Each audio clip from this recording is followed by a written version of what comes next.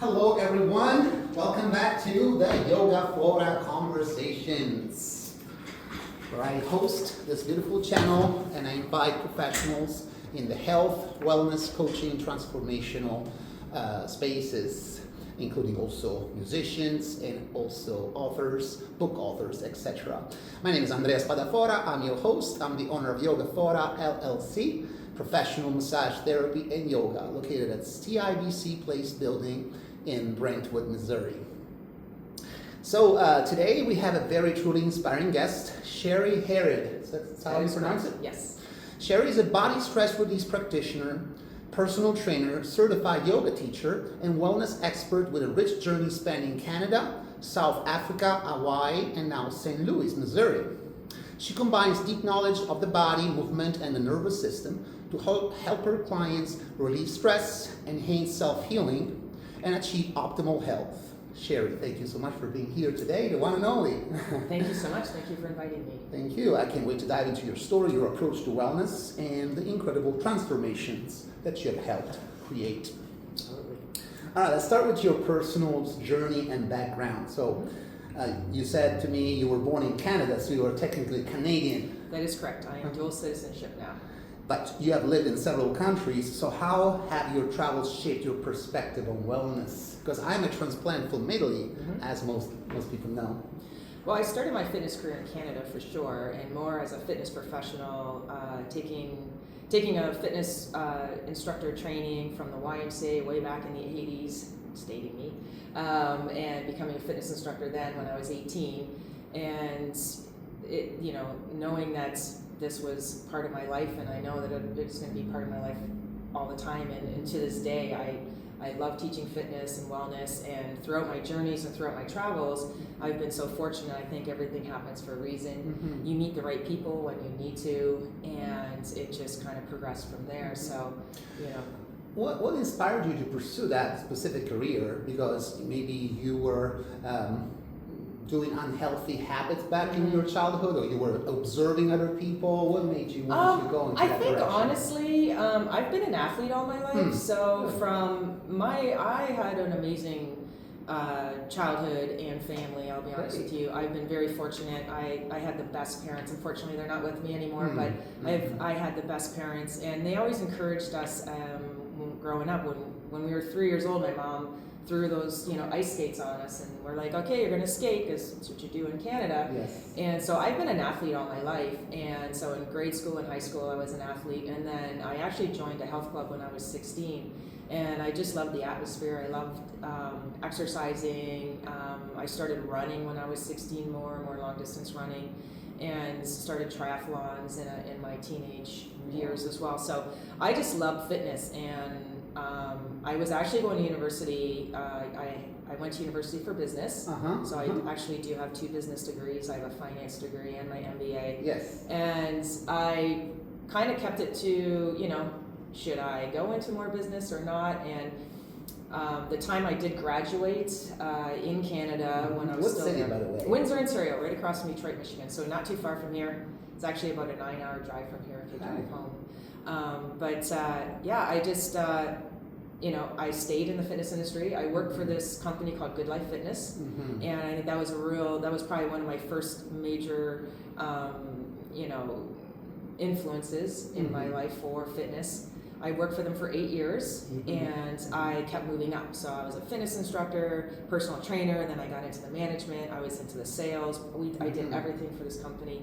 I knew the owner. Today, that company is huge in Canada. They even have, they do franchises. They have all their clubs all across Canada now. And also they do something called CanFit Pro, which if a lot of maybe your audience will know CanFit Pro. They do all this instructor training, all these certifications for Canada and the United States. Cool. So I think if you go to their conference, it's NASM certified, NASM certified.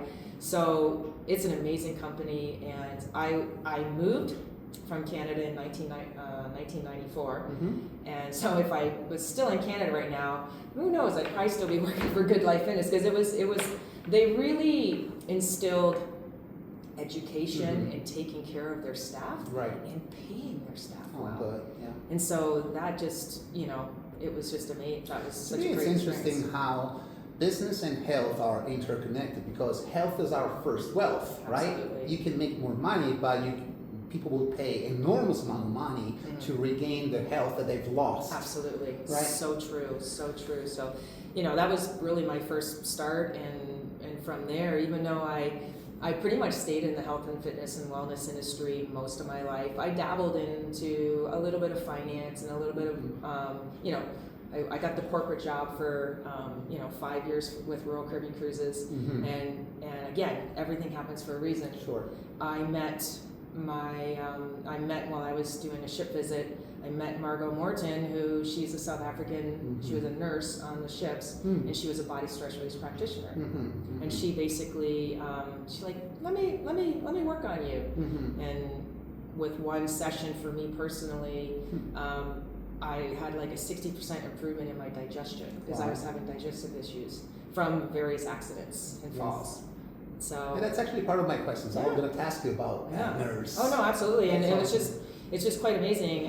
But for me, it's really what was struck me. Your motto: everything happens for a reason. And you've been to one of my workshops. Absolutely. Holistic, It was fantastic. approaches to mind and body fitness. Yeah, so I approach two philosophies: the Stoicism, which has the dichotomy of control, things that you have control over and things that you don't have control over. But I mix it, or I blend it with Dr. Hawking's teachings, the letting go technique. Absolutely. And he essentially teaches that not only everything happens for a reason, but everything arises spontaneously out of divine grace.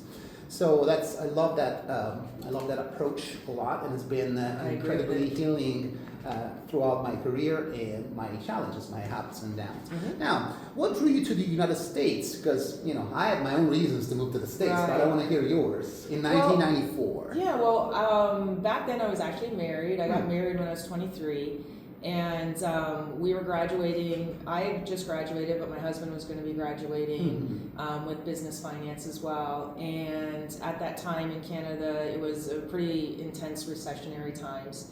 And Windsor, Ontario is more of a automotive industry type blue collar, which is nothing wrong with that. It's a great city, but the job opportunities there were like next to nothing. And hence that's what kind of kept me just going into the fitness, because I'm like, oh, I graduated with a big business degree now. No, now I got my MBA, and let's get a big business job. There was nothing, and I was working at Good Life Fitness, and be honest with you, I was making very good money and really enjoying my job, and I was a manager. So I'm like, well, why would I want to move anywhere else? I think, right? We're the head boss in charge. Exactly. It's like, because back then, unfortunately, people were like, well, when are you going to get a real job, Sherri? Like, I got that a lot, and that still, you're just like, that's interesting. Just because they didn't really consider health and wellness like a career path back then and in Canada and that. And so it was just interesting. But he got a job. We were looking at moving to the States to increase our opportunities. And we ended up in Findlay, Ohio, first time, and he got a job there. And so back then there was something called a TN visa for us Canadians, Trade North America, and so he had the visa. So I went over there as the obviously supportive wife, which I wasn't a big fan of, but I went over there as the supportive wife, and that was the legit path. That was the legit path, yes. And what was great, again, everything happens for a reason. Let things flow. Let things go and they'll flow. Totally. While I was in Findlay, Ohio, I got introduced. It was actually a party. Somebody, I honestly don't remember the gentleman's name, but he was part of the Bowling Green State University in Bowling Green, Ohio, which was like about 25 minutes away from Findlay. And you're like, you should really apply for the master's program there. You would be a great teacher. Yeah. And I was like, oh, okay. So I did, and I got accepted, and so I as a student or as a student. Okay. Well, student/teacher. So I was. I went in. I got my master's in education in health and recreation from Bowling Green State University. Was it expensive? No, they paid me to go to school. Oh my god! Because I was a grad assistant. Oh my god! So they paid me a small salary, and I was teaching fitness and wellness to the undergrads. Uh-huh. I was teaching like dance aerobics, water aerobics, but it was interesting because it sounds like, oh, that sounds really fluffy. They made me create a curriculum, put a course syllabus together with this curriculum where I actually had to lecture and teach them about health and wellness. And so that was such a just a great experience for me. Totally. And you know, like you're like, okay, put your syllabus together. You're like, oh, Yes. okay. So I did that, obviously graduated within a year and a half, did the master's program, learned amazing amounts of information, did exercise physiology and anatomy and physiology, all of that. So that was your cup of tea. I mean, it's my cup of tea. You know. So it was really more exciting. I definitely enjoyed that. Yeah, I mean, I got a couple other job offers after that, but I was, you know, telling my husband I do not want to stay in Ohio. And we were there for about 5 or 6 years, I think, and then moved down to Miami, Florida. So Miami, Florida was my second location. I've been in 5 states, yes, just to let everybody know. This is my 5th state, Missouri. Cool. Yeah, it brought me to Miami, and I continued my fitness career there, but that's actually where I was working for the corporate wellness center at Royal Caribbean Cruises, and I was their personal trainer and one of their instructors. I did everything there. My manager was amazing. Her name was Kim.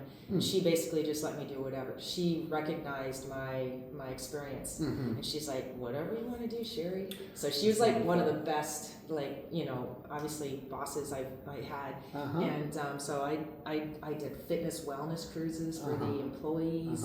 I set up all these programs. I did Body 2000.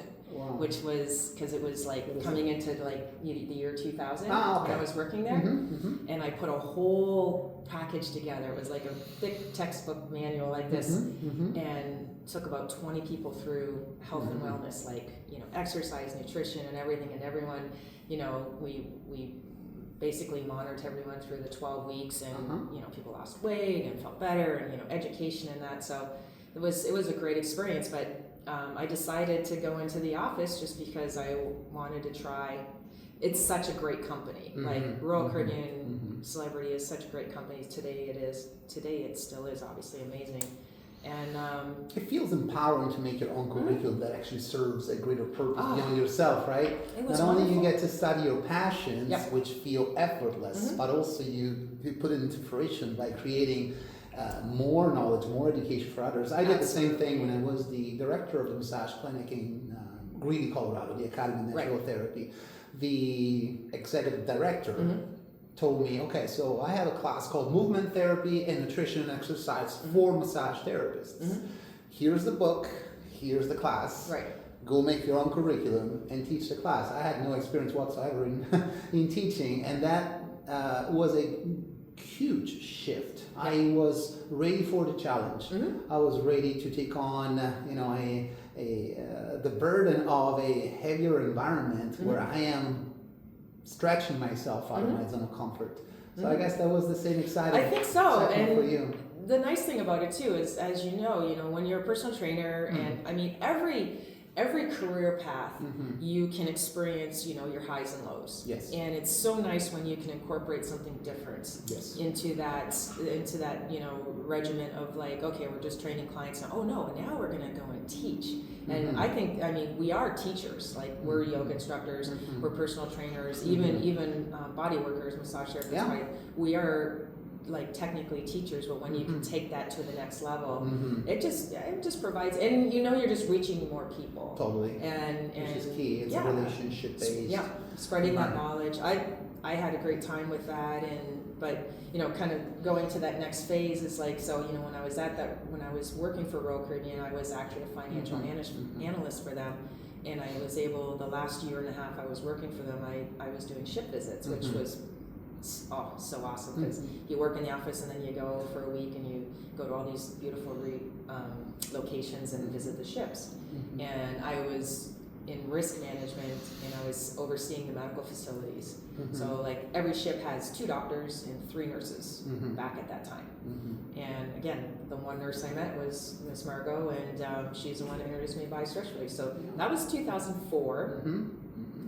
And if you want to know that little story now, it's quite quick. I will ask you later about this. Okay. In fact, it is one of my next questions. But now I have another thought-provoking question for you. Go for it. So you pursued, your business and fitness education through an MBA. You also did a Master of Education, right? Master of Education. Yep. So those were the main influencers into your approaches to health and wellness. But nowadays, in 2025, we live in a global interconnected world. Every information is freely and widely available online. You don't have to even pay for it, right? So do you believe that nowadays is it worth pursuing an MBA or a Master's of Education, getting those credentials, which can come at a price, right? Absolutely. Some people actually pay tuition fees, and in order to see a return of investment and ROI, it might take years. So if you have to give an advice to people starting today, would you advise to go through, cheaper programs or getting more hands-on experience right away, putting themselves on the marketplace right away, or first get into the business degrees? That's a great question. I am definitely a supporter of good, solid education. I feel like so. I also did pre-med. I started pre-med when I was in Scottsdale, Arizona, and I went to a community college. So I went to Scottsdale Community College instead of ASU because it was easier to park, to be honest with you. And it was a third of the cost, and I was actually paying for that. So I'm super blessed. My mother worked at the University of Windsor. I got 2 degrees from the University of Windsor for free. I know how amazing that is. And then I did my master's in education, and I was a grad assistant, and they paid me to go to school. So I did not pay for any of my education. Good for you. Which is, I know how grateful, and I'm so grateful and appreciative of that. So, but why I'm telling you about the Scottsdale Community College is that if you have children now that are graduating from high school, and everyone's they have to go here and here and here. Well, first of all, obviously if they're an athlete and they get a scholarship, fantastic. But if your son or daughter decides they don't really know what to do, man, find a good community college. They're all over the place. That's and if they get, where I took yoga teacher training. Exactly. It's amazing what they have available in a community college now. Is just unbelievable. Get that 2-year associate's degree. Have them decide what they want to do. Maybe get a bachelor's degree. Are master's degrees really worth the price right now? That's a good question. I would say it really depends, and I feel like we have to recognize the fact that, especially in the United States versus Canada, because our education systems are different. There's positives and negatives of both of them, of course. But I feel like the education system over here is just highly capitalized. Everybody's trying to sell you something, which is that's just our American system. That's the capitalistic system in this society. And will you benefit from an MBA? Will you benefit from something like that and pay like $100,000 for an MBA or whatever it is now, which is kind of ridiculous. Yeah, and you get a mahogany framed certificate or degree. And I mean, you have them online now. Like there's again, I honestly, I think, getting some education post-secondary is very important. I think that community colleges can serve, I feel like that's, I would send my kids, I don't have kids, but that's what I would do. I'd send my daughter or son to a community college, give them 2 years, and then move from there. Just because it is more of a cost thing. Yes, and is it really worth it? Because that's I mean, I would say nowadays it's really 50-50 crapshoot.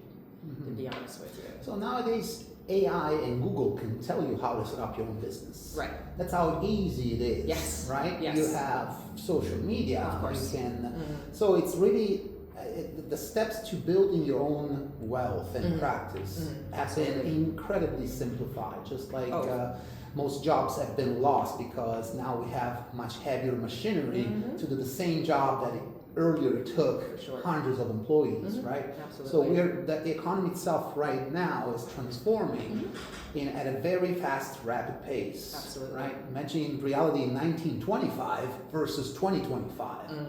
It's amazing. It's amazing our progress. Absolutely. Yeah. So now let's talk about yoga. As you know, I'm an avid yoga practitioner, and I teach at Blue Sky Yoga Studio and Urban Breath Yoga Studio here in St. Louis. So when did yoga first enter your life? Why and how did it transform your practice and teaching? I would say that was definitely probably my second big aha moment, aspiration, change. Tell me about the ha-ha moment. Well, in 2000, actually it was about 1999, I was in Miami and I was at the wellness center for Royal Caribbean Cruises, and I was teaching everything, and they brought in a yoga instructor, and of course everybody knew me there as you know, the personal trainer, and you know, a very fit, healthy person. Yes. Of course I was only in my 30s at the time too. Beautiful. I can even imagine. Yeah, so in my 30s at the time, so it's all good. But you know, she taught this class, and I don't want to say I sucked at it, but I was like, oof, I am stiff. You know, going into some of the postures, because it was more of a yin stretch class. It wasn't it wasn't a vinyasa, right? So it's more of a yin stretch, and I was like, but it intrigued me. I was like, this is fascinating. I really want to learn more. This is something that I want to get better at. And so, luckily, living in Miami at the time, there was so many fitness workshops and conferences that come to Miami, right? So I was always going to these conferences. Well, lo and behold, the next conference came up, and it had a 4-day workshop with Molly Fox. I remember her name, and it was just called Super Basic Fitness Yoga. And I'm like, that sounds perfect for me, because I'm, you know, obviously I'm more fitness, not into the whole philosophies. Correct. So perfect way to introduce myself to yoga. And I did the 4-day workshop, and because of my teaching background, like I've been teaching aerobics since, you know, obviously the 80s, and I'm like, okay, I know how to teach, I just need something new to teach. And so she taught an amazing 4-day conference, or 4-day workshop. Okay. That introduced me to it. Is it called Simplify Yoga Fitness? No, it's just Fitness Yoga. Fitness Yoga. Fitness Yoga from Molly Fox. She was from New York. What year was it? Let's see, 1999 maybe, 2000, around that. And I basically took the 4-day workshop. And again, as I told you, my boss was amazing there, Kim, and she allowed me to, you want to throw yoga on there? Whatever you want to do. So I started teaching fitness yoga like the next week. And I had massive amounts of people coming. And I even did a video the year later. I still have it. You still have it? Is it online? No. Okay. I have a DVD. I still have some DVDs. That was back then where you made DVDs. I paid a fortune to get this fitness yoga DVD. And now you can have it for free with your camera, with your phone. And everything on YouTube, of course, which is amazing. But anyways, I started teaching yoga back then, and kept going to conferences and workshops. And how I created my yoga practice back then was through fitness, but also all of the workshops. So I didn't do yoga teacher training or doing. In fact, I don't even know if it really existed around there at that time. I went to conferences, and like I did Budokan with Cameron Shane, and he does like a combination of like martial arts and yoga and meditation. And then there was a few other instructors. I can't remember all their names. I just remember Cameron because he was the cool dude. But I took like 3 or 4 different things, and I combined. I like what he did. I like what she did. I like what they did. Combine that, and that's how I kind of created my structure. And it served me very well. I got a lot of feedback of like, okay, this was like such a nicely balanced class. So my goal is to always teach a very balanced class. Right. And my favorite to teach, yes, is more of a vinyasa flow, but I teach all levels. I've been teaching from now till then Sherri yoga, yoga for seniors. I can do standing yoga classes. I can do yoga meditation, yin, everything. And then yes, into 2020 I did do the teacher training 200 hour certification, because my former business partner is when I was in Scottsdale, Arizona, moving forward after I got back from South Africa and I was a body stress release practitioner. I actually became part owner of a yoga studio in Scottsdale, Arizona. You did? Yes. That's so cool. Yeah, so as a part owner at Meta Yoga, they're still running strong. Susanna Kolankova is the owner there, and her and I were partners for a while. And she's in a new location, and it's probably one of the most beautiful studios in in Scottsdale, Arizona, Phoenix. I would love to visit sometime. Yeah. Then we went to Arizona. I'm actually going there in December, so I'm excited. In Arizona, there is also the Institute for Spiritual Research, which was started by Dr. Hawkins, and this is Phoenix or. It's a great state. It's I lived there for 8 years as well. Sedona, actually, Sedona. Yeah. But most people approach yoga not just from a physical standpoint or perspective. Of course, yes, it works out all the aspects of your general fitness, balance, flexibility, strength, and stamina, which are all great pursuits. But at the same time, there is also the accountability component, which, because yoga puts you on a disciplined track, right? It inspires you to start putting the right things in, to time your meals. You cannot do yoga after you drink too much wine or have a heavy meal. Oh, absolutely. Makes you sleep better. So there is all the added component, all the extras. Plus there's the spiritual component. Yes, absolutely. Most people see it as an approach toward healing whatever trauma they need to heal, where nobody is exempt from trauma and stress in this lifetime. So I think that's the best value that one can get from yoga, the art and practice of yoga. The benefits are limitless in my opinion. We could talk for 3 hours about yoga probably. Yes. Because it is so amazing, and I would have to say that that changed my life, and then why I wanted to learn more about the spiritual side of yoga was like another transformation back in 2020 for me. So it is like if somebody says if there's one thing in this world, if you're one fitness aspect that you can only do the rest of your life, I'm like, well, it'd be yoga. But the reason why I want to really have a chat with you today is because you specialize in a very unique approach, and that is body stress relief, right? So number one, I wanted to ask you, going back to Hawaii, how did your experience on the big island of Hawaii shape your practice? And why did you choose Hawaii? Is it because of the island, the sea? Yeah, just to backtrack a wee bit I went to South Africa in 2005 on holiday.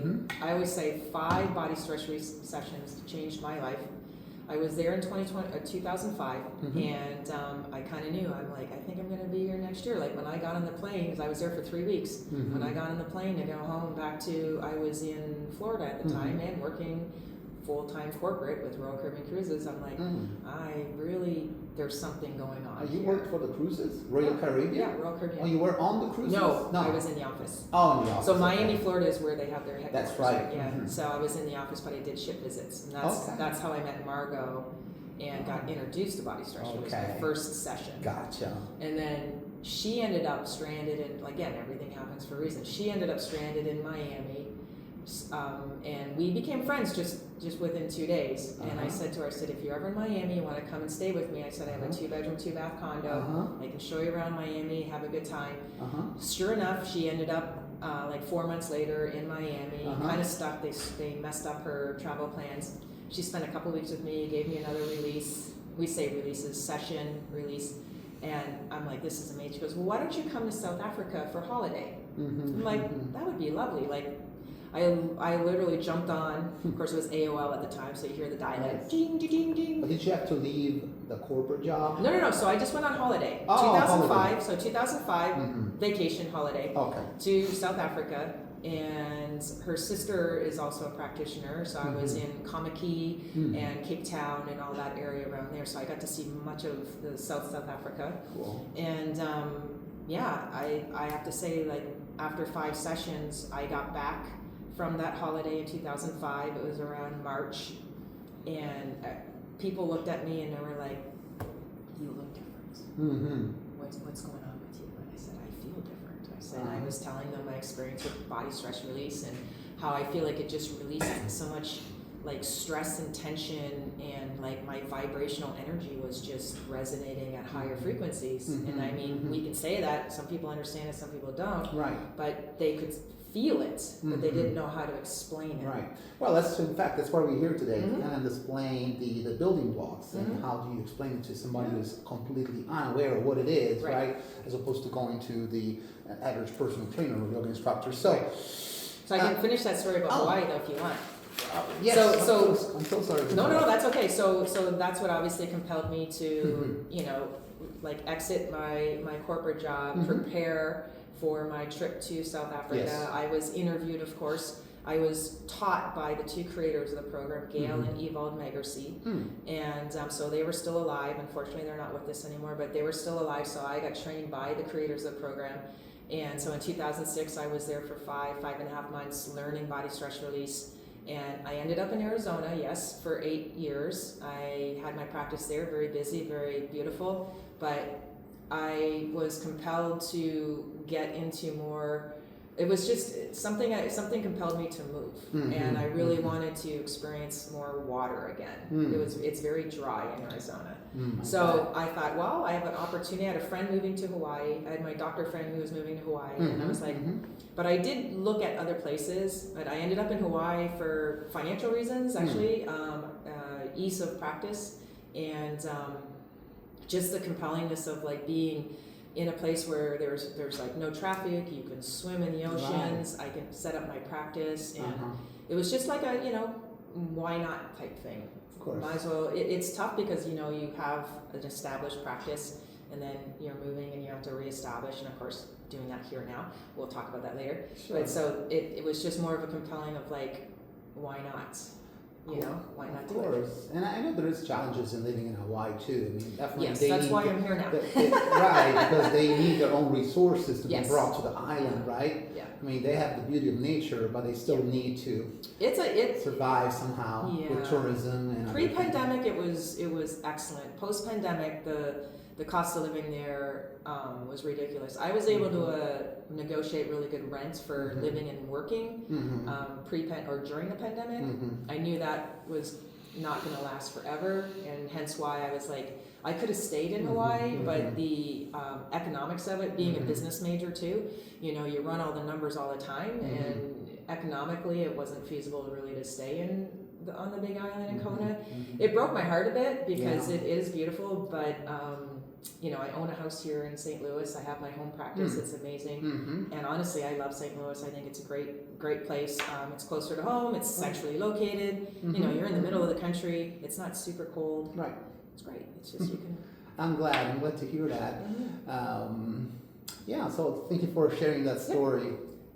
I apologize, but I just wanted to fish my hole. No, this is awesome. I love it because ultimately, it's amazing how we humans are equipped with this prefrontal cortex, which is gives us the executive function, majority of what I'm saying. So we are able to foresee what's happening. You could foresee that living in Hawaii for the long haul was not going to be sustainable for the long haul. So you made the right step. You attracted the right realities that fit whatever was your next career path. Absolutely. Right. And you get to a little bit of older age now, which I accept. I don't feel old, but I know number wise you get a little older. It's something that we all have to accept. We have to accept it. The mortality rate is 100% last time I checked. I know, right? So it's like I thought, well, maybe I'll be a little mature and act adultish and actually own a home. And the beauty of it is I was able to buy a home here. The home is your power base. Yeah, and I have a beautiful home in South City, and it was actually a business home. So that's the beauty of it, is that it's on Bates, and so it's not in a little tiny neighborhood. It's recognizable. I have actually property next door, and I have parking, and I have a full office space downstairs, and 2 entrances. So it was basically it was always a business run in that home, and I actually met the previous owners, and they are delightful people. So it had a lot of good positive vibes and energy, and the neighborhood is just up and coming. Such a nice neighborhood.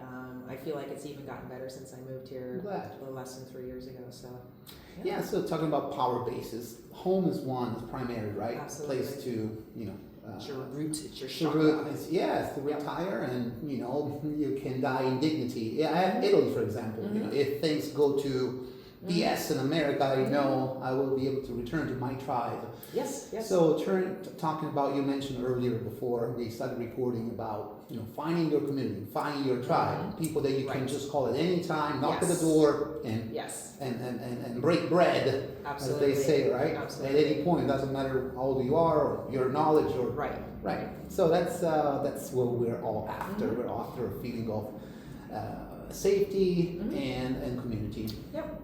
So now, please, let's talk about something important today. So that is, I would like for you to explain to the average layman What is BSR, body stress release, in Okay. simple terms? Body stress release, I like to say, is neuromuscular just means working on the muscles to release the nervous system. Uh-huh. So a neuromuscular releasing technique. So it's very unique from, let's say, chiropractic or massage. We are not massaging, we are not adjusting. We are actually using the body as a biofeedback monitor, which just means simple muscle testing, which a lot of modalities use muscle testing. And we test for stress patterns within the muscles all along the spine. And we are creating more communication by, we say, just gentle impulses to send that signal to the brain to recommunicate. So it sounds a little like off, but it's a matter of, your body stores stress in the muscles, and when you have little falls or bumps, or obviously physical stress, emotional stress, and even chemical stress, there's tension in the muscles, and when it constricts around the nervous system or the nerves that are coming out, all of a sudden you might be like, oh, why is my hand bothering me, or it's my shoulder, and it's actually coming from your neck, your brachial plexus. So we really focus on the muscles surrounding the spine, although there's a release for everything. Like I can release all down to the fingertips and test and release for patterns. Knowing your anatomy and physiology really well, of course, and that's something that I'm very proud of, that I've taken it probably about 5 times now in my life. So I'm very, very up on my anatomy and physiology. Refresher courses. Yeah, it's amazing. So it's releasing the muscles surrounding the spine so that the nervous system communicates for more self-healing. And it's all about self-healing. So we're not diagnosing, we're not treating anything. We're like, my clients lie face down on my table. I actually have a high-low table. It's beautiful, so less stress for people to, I don't ask people to roll over or anything. It's just a nice table. It's actually, my table is right from South Africa. It's a hydraulic table. It's a hydraulic, that goes up and down. Yeah, I could have bought one here. Yeah, I could have bought one here, but I gave the business to, his name's Andrea Spadafora. He makes the tables there, and it's a beautiful table. It's softer cushions, so that's why I wanted it, because when you're lying face down, we have this huge split in the pads, and most of my clients, when they lie down, they're like, oh my god, this is so comfortable. Like their face is like this gentle, and they're like, I could fall asleep here. I'm like, that's what I want you to do. So it's not like the traditional face cradle. No, even those are very nice. I know massage tables are very nice. Actually, I can show you my portable table at one point, and or even my table at home, obviously. And you might be like, where can I buy one of those tables? Because it is very comfortable. It is very comfortable. And anyway, so they're lying face down. It's about 20-25 minutes. And again, it's not massaging. It's not rubbing out anything. It's not adjusting. It's really testing and releasing the stress patterns. And my client stays fully clothed. They take their shoes off. And the muscle testing actually is from the feet. So I kind of wiggle the feet. Okay. Yeah, so like a lot of people, they're a little apprehensive on the first session. I tell them what I'm going to do, and they find it very relaxing. Most of my clients feel like I've worked on them for over an hour, and they get off the table and they're like, wow, that was really good. And you're like, okay, drink lots of water, be aware of your posture. I kind of show them, I do give them a few self-help methods for home, for the neck and for the lower back. And it's an amazing program. There's, like I said, about 7 of us in the country. So very small body stress release. Tell me, so you briefly described it already, but what does a typical body stress release session look like for the client, and how do you assess where stress is stored in the body? How do you assess? That's a very good question. So we definitely take a gentle health history. So make sure. Yes, I was going to ask you. Absolutely, health history, accidents, operations, what their activities are, current activities are.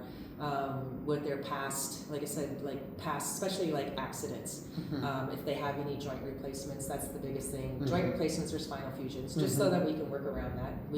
I definitely have many clients with spinal fusions and joint replacements, so obviously where things are. Yes. Ask them. I'm like, so what brings you in today? That's my question, to see. So it's really, it's, and I know you understand this too. It's like, you have to be a really good listener, and not just listening to the words, but they're obviously their body language, their body language and tone and everything, and you see, somebody's coming in, they're like this, or they're like their heads down because they're always looking at their phone. So watching that body language, watching that posture, and how they're talking, their tone, and so get a nice little history there, and say, and that's the question I usually ask: what brings you in today?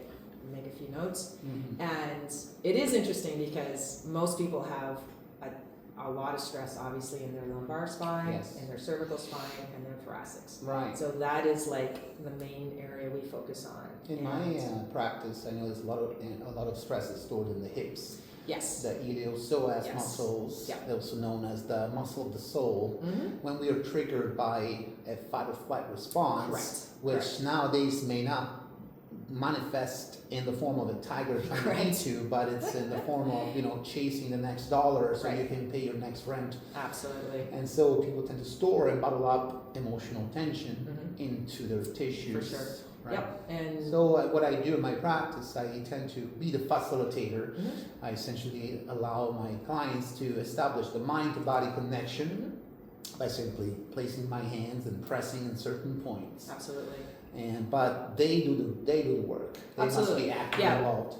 When somebody tells me, or when somebody mentions, "Oh, you're a healer," I'm like, "No, I facilitate healing." Yes. You facilitate healing, and you're aware that the muscle testing is really key in our practice. It's a little different, like I said. It kind of makes this program a little bit more unique. But we like I said, basically test and release for stress patterns, and once the stress patterns are released, that's when the nervous system communicates, things start clearing up. Yes. That said, I always like to see my clients 3 times, minimum of 3 times. I always ask for at least a 3-time commitment. Okay.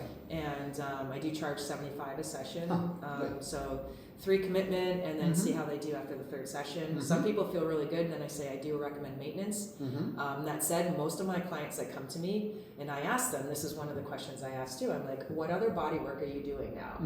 And most people have a chiropractor, most people have a massage therapist. I said, fantastic.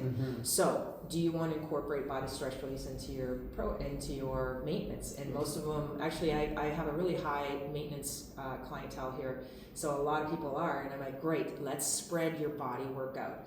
If you get an adjustment, come in and get a release after. Or get a massage 1 week, maybe another week, get an adjustment, and then maybe 2 weeks later, get that body stress release, and let everything kind of resonate. Don't overdo it.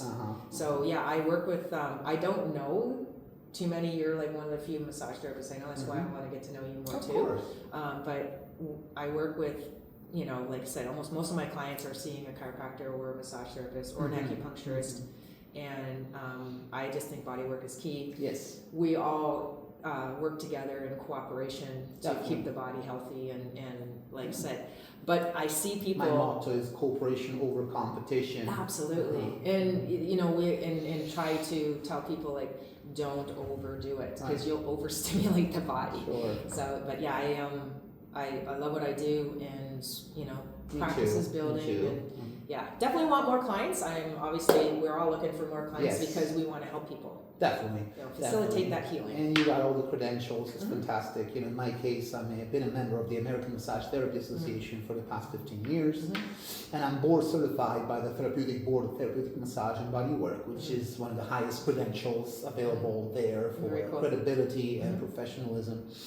So, how do you measure the success of a body stress release session beyond just pain relief? I feel the success is when a client feels more self-aware and more confident and more like, I need to take care of myself now. And then they start making other changes where they're like, you know what, I looked online, and for me personally, I love the Eat Right for your blood type. So I'm a big blood type fan. Diet. I don't like to say diet. It's a basically nutrition program. So, and it's not that I recommend that. If somebody asks me, I will say this is what I do. I've been doing it since 2004. It works for me, but I feel like it works for everyone because everyone has a different blood type. But when someone actually becomes aware that they have more control over their health and they're feeling better, and then they start moving more.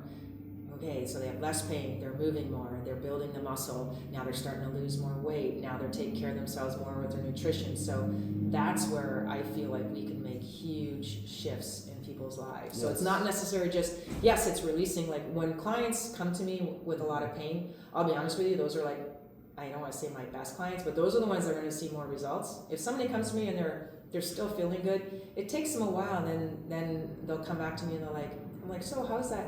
Oh, I forgot about that pain. Oh, that was just minor. Yeah, I don't have any of those problems anymore. Oh, I'm sleeping better. Fantastic. Oh, my digestion's better. Yes. All of that good stuff. Right.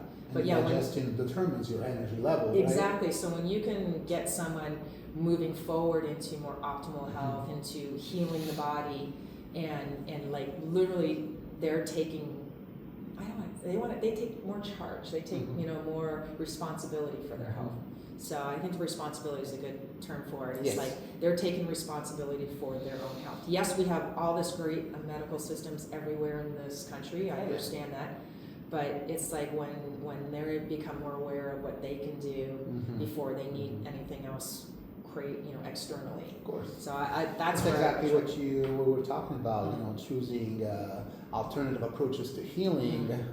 So lifestyle change over pills and surgery. Anybody can walk into a clinic or in a hospital. Right. They would be very happy to prescribe you pills or surgery to fix you. Correct. Right?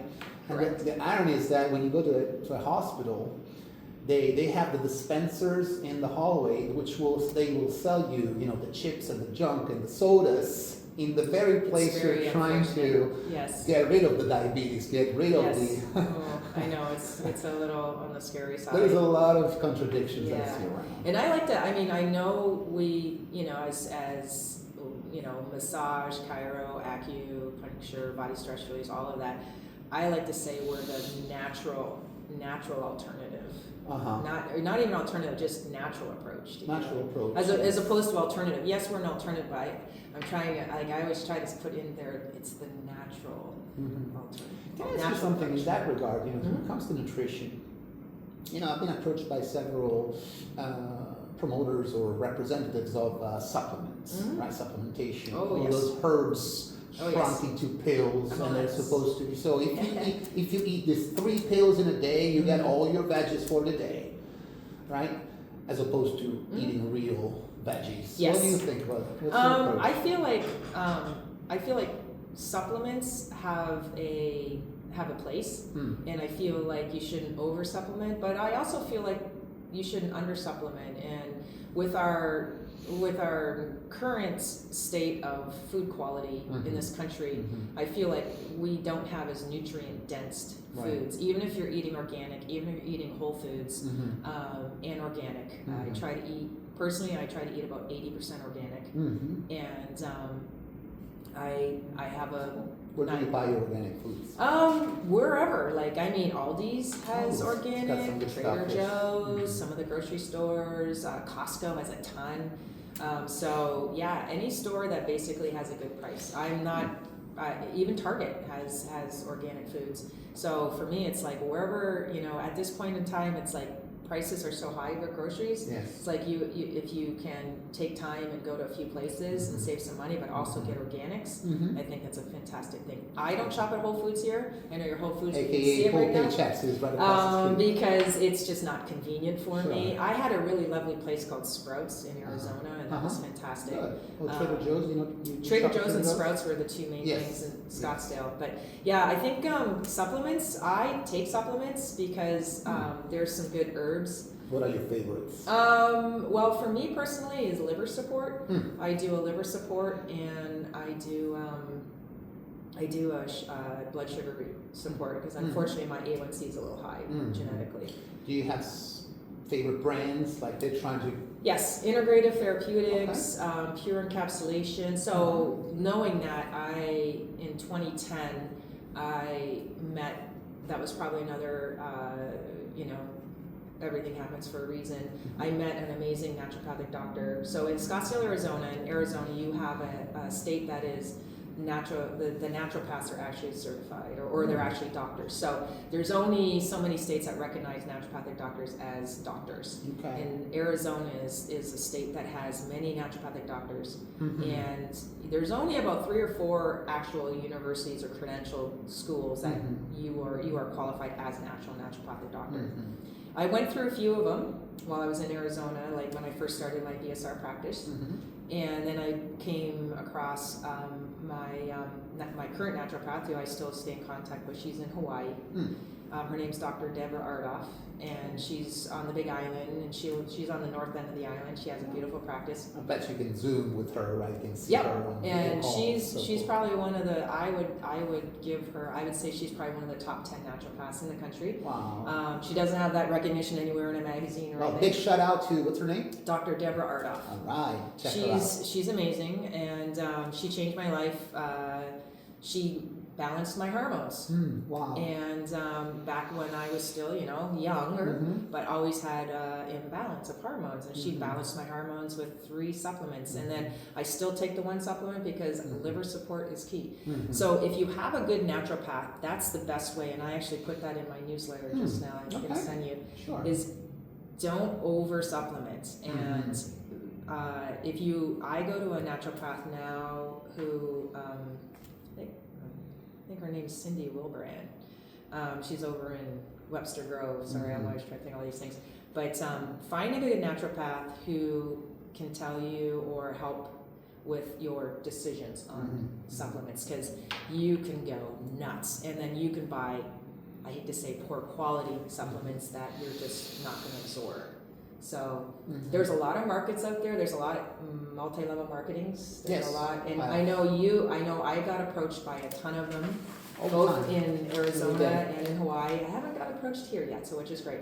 But I don't prescribe anything that's not my scope of practice. I tell my clients to seek out a good naturopath.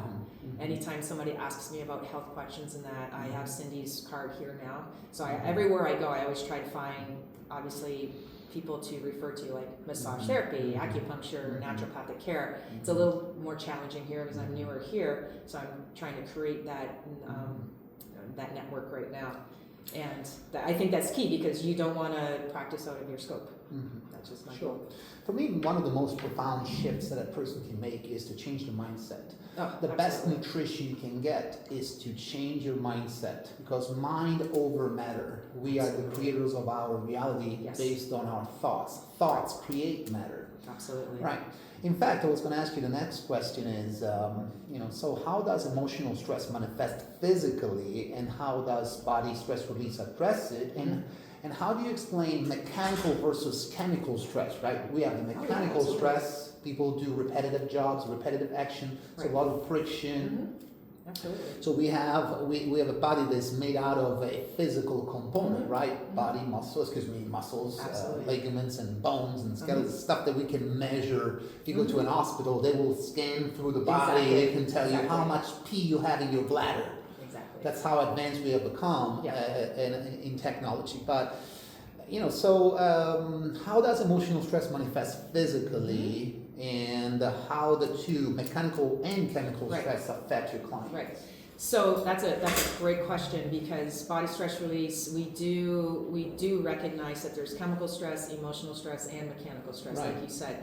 So all of them, chemical stress and emotional stress manifests physically in the body, for sure. So we'll talk about emotional stress. When emotional stress gets locked into the body, it's very interesting, because everything's interconnected, and there's so much overlap of different modalities. It usually is in the thoracics. So when someone gets on the table and they're like, oh my God, I had a really stressful month, and I get them on the table and they have that massive kyphotic curve. And it's just tension right between their shoulder blades, right? So that's is a rhomboid. Exactly. So that's your heart chakra. I mean, that's like your, you feel stress when you do. You're like this, right? So because life is coming at you. Correct. It hits you from the front. Exactly. So a lot of the physical or emotional stress is in the thoracics. It can be in other places too, like you said, the hips and everything. It does. Unfortunately, it kind of goes up and down from the heart chakra. Yes. But a lot of times it is the thoracics, and releasing. We have amazing release patterns to deal with the thoracics as well. Now, chemical stress is very unique. I know we might be. I'm not trying to say we're the only modality that deals with this. We deal with it maybe a little differently. So how Gail and Ewald Meggersee, created this amazing program back in the early 80s. They recognize chemical stress as a neck stress pattern. And it can create headaches. It can create neck tension. So it is a release that we do. It's a specific pattern that we test and release for. So that makes sense because anything you inhale, absorb, or ingest that is man-made chemically can cause chemical stress. And your body's really good at releasing chemicals. Obviously, that's why you have your liver and your gallbladder and all that, and everything that shoots out kidneys.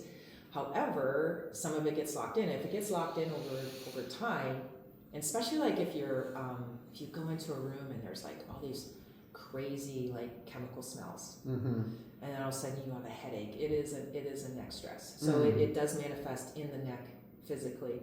Releasing that, I've had clients immediately their headache goes away as soon as I get them on the table. Oh my God, blah blah blah blah. Oh, great story. Really quick one. Sure. Brand new car smell. Love that new car smell, right? So I had a client in Arizona, and she was a regular. She came in every 4 weeks with me. She was also a hairdresser. Lovely, lovely lady. She came in, and she's like, man, I just had this headache forever. And she had a new car. And I said, well, when did you get your new car? Blah, blah, blah, 2 weeks ago. That's when her headache started. So I test for chemical stress, and it was off the chart. I was like, oh my goodness, you have some good chemical stress. Released her neck. She's like, oh, well, that's much better. I said, okay. I always recommend drinking plenty of water after a release, of course. Drink plenty of water, really get rid of that. Roll down your windows, make sure you're getting that chemical smell out of your car. Sure enough, she came back to me. She was like, that was it. Wow. So just common, case studies that we have, but that's really so that's the chemical. And then of course, mechanical stresses can be anywhere. And mostly lower back, mostly lumbar, as we know, into the hips. So when it comes to hips and the front, of course, the neck, the whole front body, most people, including myself, by having to experience life and the stressors of life from the front, right? In yoga, as you know, we do the heart openers, we do lunges, we do splits, half splits, and all of that, which tend to open up the front body. So as a psychological response to stress, we tend to want to curl into a ball. That's why, that's the function of the psoas muscle, to curl into a protective mode or fetal position. Right, so the body interprets the signals of fear or the threatening signals by in the modality of fight or flight. Correct. And so our role as practitioners is to help the client address intentionally, using attention and intention, how to release that tension. In fact, my question was, what role does mind-body connection play in releasing stress? And when does not work, for example? Have you ever cases where it just doesn't work? It's just treatment resistant?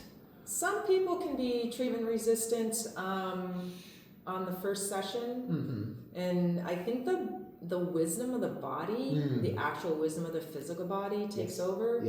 And I had this client recently, and he came in for the second session, and after the second session, he realized he was walking better.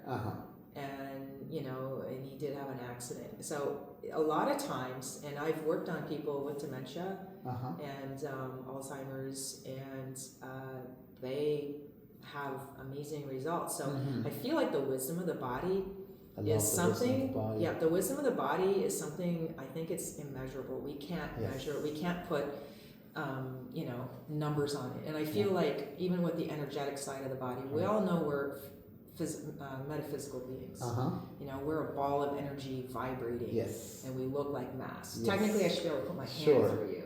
It's not going to happen. Everything starts as a wave. But we are just metaphysical beings, and we have all this energy in us. So it's really hard to measure that. Yes, we have all those measurements at the hospital, but I don't feel like it captures what they still don't know what, our vibrational energies. I mean, it's Yep. it's very unique. So it's hard to put in words. Like I always have a hard time putting in words what people are going to experience. And yes, people have a disconnect from that.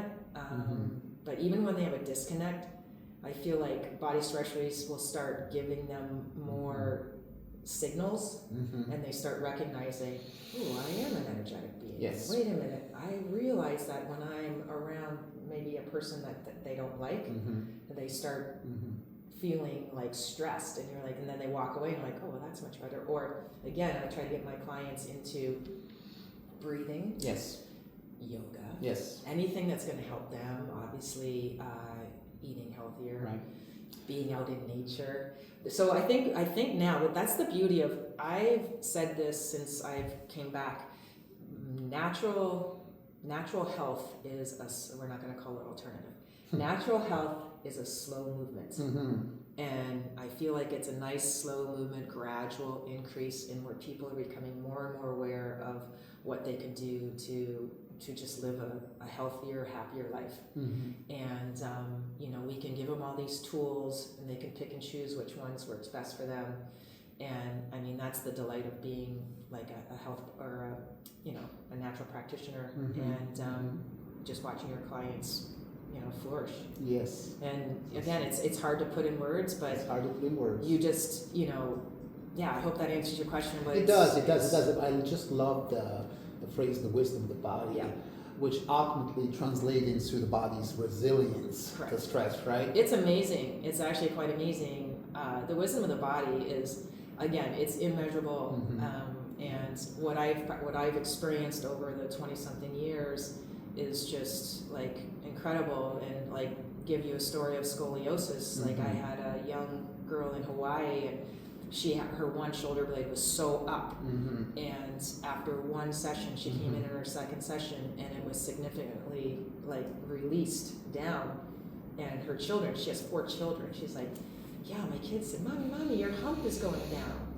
And it's like, the wisdom, and she's just, she was Hawaiian, of course. I love the Hawaiian culture. They're amazing people. They were my favorite clients to work on, I swear. They were so in tune with their bodies. I think it's just with them being such beautiful atmosphere, being Hawaiian, being on those islands, their energy was just, it was amazing. But yeah, so, the wisdom of the body, it's like, I've been stuck like this all my life. Oh wait, you just gave me a really nice signal. I need to move and shift. Yep. And it makes you smile, it makes you cry. It's a wonderful thing. It does. Resilience, the ability to return to homeostasis. Oh, for sure. We're born with health, right? Absolutely. It's just that you take the wrong approaches, which leads to disease, right? So true. But resilience. There's actually a song by this duo called Rising Appalachia, and it's called Resilient. I am resilient. I trust the movement. Nice. I love it. No, it's fascinating, and when you have those moments in your practice, like, life can't get any better because you're just facilitating healing. Yes. It's fantastic. It is so rewarding. It is. It cannot be. It's almost priceless. It is. Right. You cannot compare it to the reward of getting a paycheck. Is nothing compared to the joy that you get into seeing somebody walking again with their God-given beautiful shape. Yeah. Well, my first 2 main clients that I worked on, obviously when I got back. So when I got back from South Africa, my mom and dad picked me up at the airport. They were still living, and they were still quite healthy. They were in their early 70s, and my mom was limping really bad. And my mom has 2 knee replacements, or had 2 knee replacements. And me and my dad are walking behind my mom, and I was like, Dad, how long has Mom been walking? Like, she's just limping, And I'm like, that's interesting. She wasn't doing that when I left, like 6 months ago, right? So I got my mom on the table, and she wasn't too happy with me getting back from Hawaii because I shaved my head in Hawaii. You did? Yeah, it was awesome. And my mom didn't like my hair short. You will shave your head. Yeah. Oh my God, it was I recommend everyone shaving their head at least once in their life. Okay. And anyways, my mom wasn't too happy I shaved all my hair off. And so, because she was a little bit more like, always She became a lesbian. yeah. Or she's like, and also she just was like, oh, you know, what are other people going to think, you know? Yes. So it's just kind of funny. But anyways, I get her on the table and work on her the first time, and no lie, she gets off the table and she's walking like straight. She goes, well, that feels much better. And she's walking like so much straighter, like hardly limping. I'm like, okay, Mom. This was see after the knee replacements? Yeah. Okay. Oh, yeah. So she just, like I said, first release on her, she got off the table, she started walking better. My dad always had a stiff neck. He can't turn his neck couldn't turn his neck at the time to drive properly. I got him on the table and released his neck first time, and he was like, he could turn his head after one session. And it was like, okay, my job is done. I help my parents. And then so like, obviously I haven't lived in where my parents lived for many years, but every time I come home and I had a table up there, my dad helped create a new BSR table up there for me, so I didn't have to travel with one, obviously. So every time I'd go visit, which was always 3 times a year, regardless where I lived in the United States, they're like, okay, we're getting the table out for you. And they would always, okay, so we're able to get 3 sessions in, right, when you're home? So that was like the best is helping my family. You know what's interesting? So, as you know, when you have surgical approaches, so you have a procedure and then you have a replacement part, it's a mechanical replacement. So the body sees that as a foreign object, right? It needs to readapt to the system. But then, even after you've received the prosthetics, right? That's what it is. Right. Applying tender, loving care, just like you said, you know, I worked on my mom, right. You know, and your mom received your love, right? Your loving hands, and this is my next mission in my healing practice: is how to lead most patients or clients to choose a more loving approach to healing rather than just like cutting with a knife and going full mechanical. And so I want to find the balance between the healing power of love itself, because that's what we do. Like we're one-on-one. Yes. We're approaching people one at a time. So understanding the balance between the healing power of love itself, especially most people live isolated. Yes. I see the isolation in people because everything you need is available at the click of a fingertip. Correct. You nowadays, you want to go somewhere, you don't even need somebody to give you directions anymore. Back in Italy, you're going somewhere, you have to pull down the window and say, excuse me, to go where I need to go, where do I need to go? You actually have a physical approach with people. Nowadays, you don't need more any of that. I think we're going to be in higher demand, definitely. I don't feel like, you know, AI is going to replace us for sure. Yes. And I think too, with people, you know, who have joint replacements and that, and yes, there's a place for those all the time. Yes.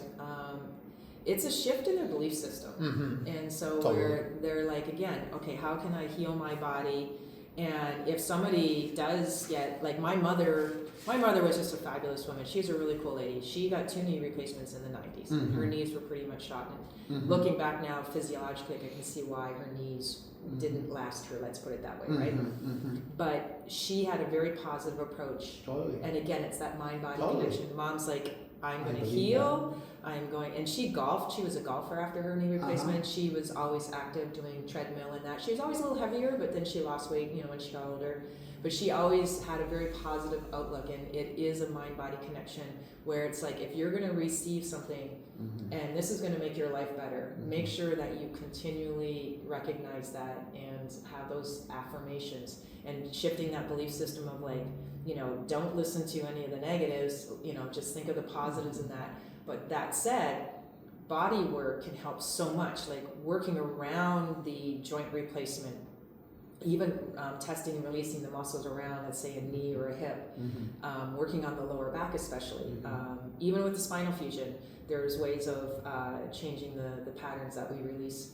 So releasing around any foreign bodies in the body, let's say. And, you know, again, it's that shift of the belief system. This is going to help me. Physically, it's going to. Mentally, hopefully, you have that system in place. But physically, yes, because you will find, even as in you find it. I know you do. If you work on clients with body all the time, you'll feel that tension. Just like, okay, I'm going to release it, but obviously, you're not going to crank on it too hard. Like we don't, No. everything's gentle, but that's applying that intention, setting that intention to get things to release and relax. It's a beautiful thing. Totally. There's definitely there's that synergy. The scope of practice of a massage therapist is to work on soft tissues. We don't do spinal manipulations. Nope. We work Totally around the understand spine. Yes. But have you ever seen an actual knee replacement surgery video? I did. I watched some of it. it. Surgeons actually hammering that prosthetic into your knee. Yes, that's pretty intense. I have this weird. I'm not going to say weird. I accept it. I accept this part of my belief system. My belief system is I am never going to need joint replacements because it freaks the crap out of me. Same here. So I'm the type of person who maintains my health through a balanced lifestyle, and I don't overtrain now. I'm currently a personal trainer. I work part-time for the YMCA down in Carondelet. And I see clients there, and I teach some classes there. I actually work with Parkinson's clients there or members there, and so it's a lovely, lovely atmosphere there. And I get to walk to work. It's like 0.7 miles down the street from where I live, so it's a fantastic. I don't have to drive anywhere, and you just, I'm like, okay, maintain my health as I approach into my next decade. Are you familiar with the work of Dr. Joe Dispenza? Joe Dispenza is extremely popular. His workshops are... Sounds familiar. Yeah, Probably. so talks about the mind over the matter and Absolutely. the placebo effect. And I definitely recommend looking it up. Oh, I will for sure. His workshops are attended by thousands of people in the U.S. And anyway, Bruce Lipton's been amazing. Yes, Bruce Lipton, of course. The biology of belief is wonderful. I just came back from the Netherlands. We had a big international body stress release conference there. It was a 4-day conference. Did an intensive workshop and then the conference. And of course, we talked about Bruce Lipton. We talked about the biology of belief. We had so many nice presentations, and all the instructors that are teaching currently the BSR program, one in South Africa, one in UK, they were there, and it was just a delight. Definitely, that was, that was highlighted continuously. I read his book a long time ago. It was, I did a lot of self-help books while I was on the course, and afterwards, it was beautiful because when you're in South Africa taking the course, or back then in 2006, we read. There was no TV, and it was really nice not to have TV for 5 months. Be disconnected. Great. All right, it's a beautiful thing. Now I want to hear about your training in BSR. You guys have that magnificent logo. We do have a beautiful logo. Yes. Copyrighted trademark, right? Yeah. Gail Meggersee created the logo. So you did a 5-month-long training in South Africa. Can you walk us through your training? Well, obviously we have a lot of technical and technique, but most of the course was anatomy and physiology. So learning the body, learning the systems, having a good. It's very similar to like massage therapy in the sense where you need to learn the body really well. Yes. And then you need to learn the technique, and then of course the technique is all the releases and how to create, how to read the monitor and all of that, and then the philosophical or philosophy part of it is, was with Ewald and the what? Ewald Meggersee. So he was the gentleman. He was the man. There was Ewald and Gail Meggersee. Okay. And he was a magical man. And I would say, like, I felt like they were my second parents. I loved them to death and learned so much. So super inspirational and super. I love magical men. I love magicians. Oh, he was a magical man. He was truly a magical man.